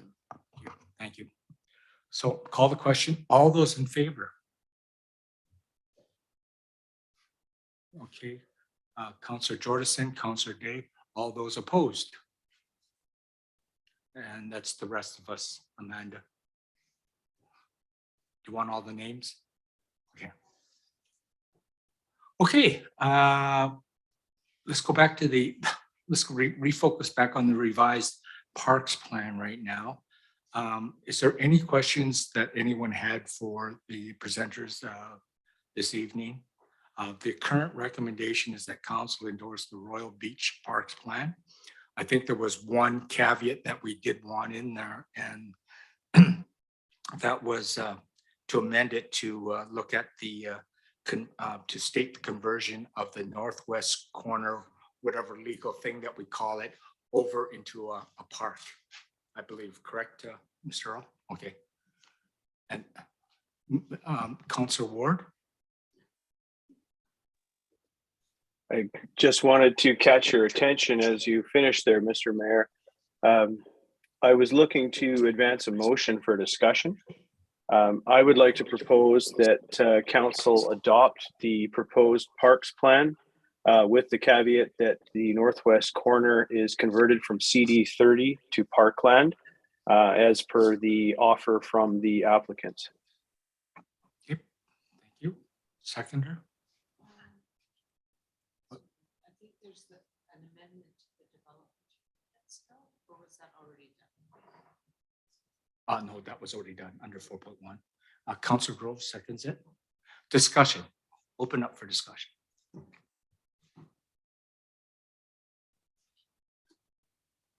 Okay, Councillor Day. Thank you. I guess I'm still feeling very unclear about the timing. We don't have anything written in stone. I guess your staff will be working with the developer to amend the development agreement on that phasing issue for the plaza. But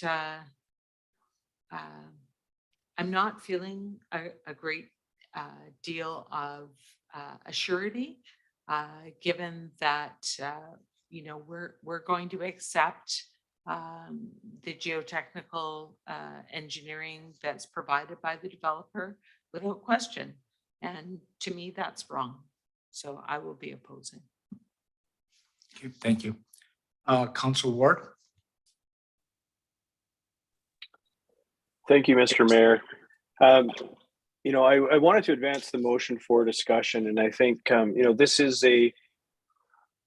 been a long journey to get to this point, and there's been many decisions made along the way that, you know, by previous councils we can second guess or have had issues with. Certainly, you know, density is one that I always had an issue with, you know, and we'll see the resulting traffic problems and things emerge over the course of this council's term and beyond.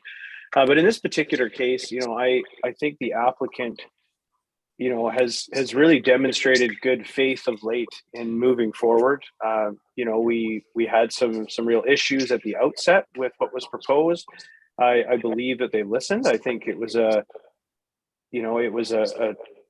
non-adversarial discussion. We've had a workshop with them where I think everybody came to the table prepared to, you know, to lay out their concerns, and certainly the issues that were key to me were that we achieved the vision in the OCP. Now, I said it earlier, and I want to restate it, that there are conflicting visions. You know, the OCP can be interpreted in a variety of ways. You know, when you say a world-class destination and a regional destination, that means various things to varied peoples. To some, it means a, you know, hardscaped concrete area with breakwaters. I've heard talk of marinas, and, you know, that's one vision.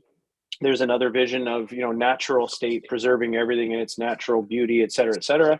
You know, and I would suspect that many of us fall somewhere in the middle, you know, that we're looking for a, you know, a true regional, you know, like high class destination that will draw people. So if you have friends or relatives from out of town, they're going to say, hey, you know, we want to go see this Royal Beach. We want to go dine down on the water and that kind of thing. So I believe that the plaza concept and importantly, the pavilion concept that's adjacent to it builds out that true destination down on the water.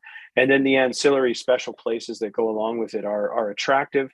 And the return of the, you know, the parkland, or what was originally designated as parkland in the northwest corner, satisfies a commitment, I think, to the neighbors. But importantly, it leaves the sort of bonus land now that we gained in the stormwater park, particularly in Special Place 5, where we see the band shell, we see 1,900 square meters, you know, similar to what they see in Sydney. So I think we have those places that are going to be a draw for the community. And, you know, Mr. Mayor, I just wanted to reference what you had said earlier. I think I share your vision that the community amenities were lacking in other areas, such as recreation, you know, bike parks and, you know, and tennis courts and soccer fields and all of those things. You know, that's Quarry Park, that's Royal Bay, that's a, you know, family neighborhood area. I mean, I live here, so this impacts me as much or more than anybody in this room. So, you know, I live it, and I think that's the place for it. So at the end of the day, this isn't the ultimate decision we're going to make on this development, and it's not even the penultimate decision, right? There's going to be varied stages along the way, but to get to that, you know, that journey, we have to start. We have to take a step, and as difficult as it may be for some, you know, I've moved off, you know, some of the positions I had, and I feel that the proponents have as well. And we've arrived at a place where we can work together, and we'll push this thing forward. You know, not to say we won't have disagreements along the way, but I think we've seen some real good faith demonstrated of late, and I think we have to do the same in turn and move forward as partners. So that's why I will support the motion that I put forward this evening. Thank you very much, Councillor Ward. Any other questions, comments? I will call the question. All those in favor of the motion? All those opposed? Just Councillor Day. Councillor Day opposes. I think we covered off everything, Mr. Earl. Did we miss anything? I was trying to make notes here, make sure that we covered everything, but I think we got it all. Yeah, thank you. I'm going to ask, yes, adjournment. Councillor Day, Councillor Grove seconds. All in favor? Unanimous. Thank you very much, everyone, for showing up tonight. Sorry about this. It's a journey. Thank you.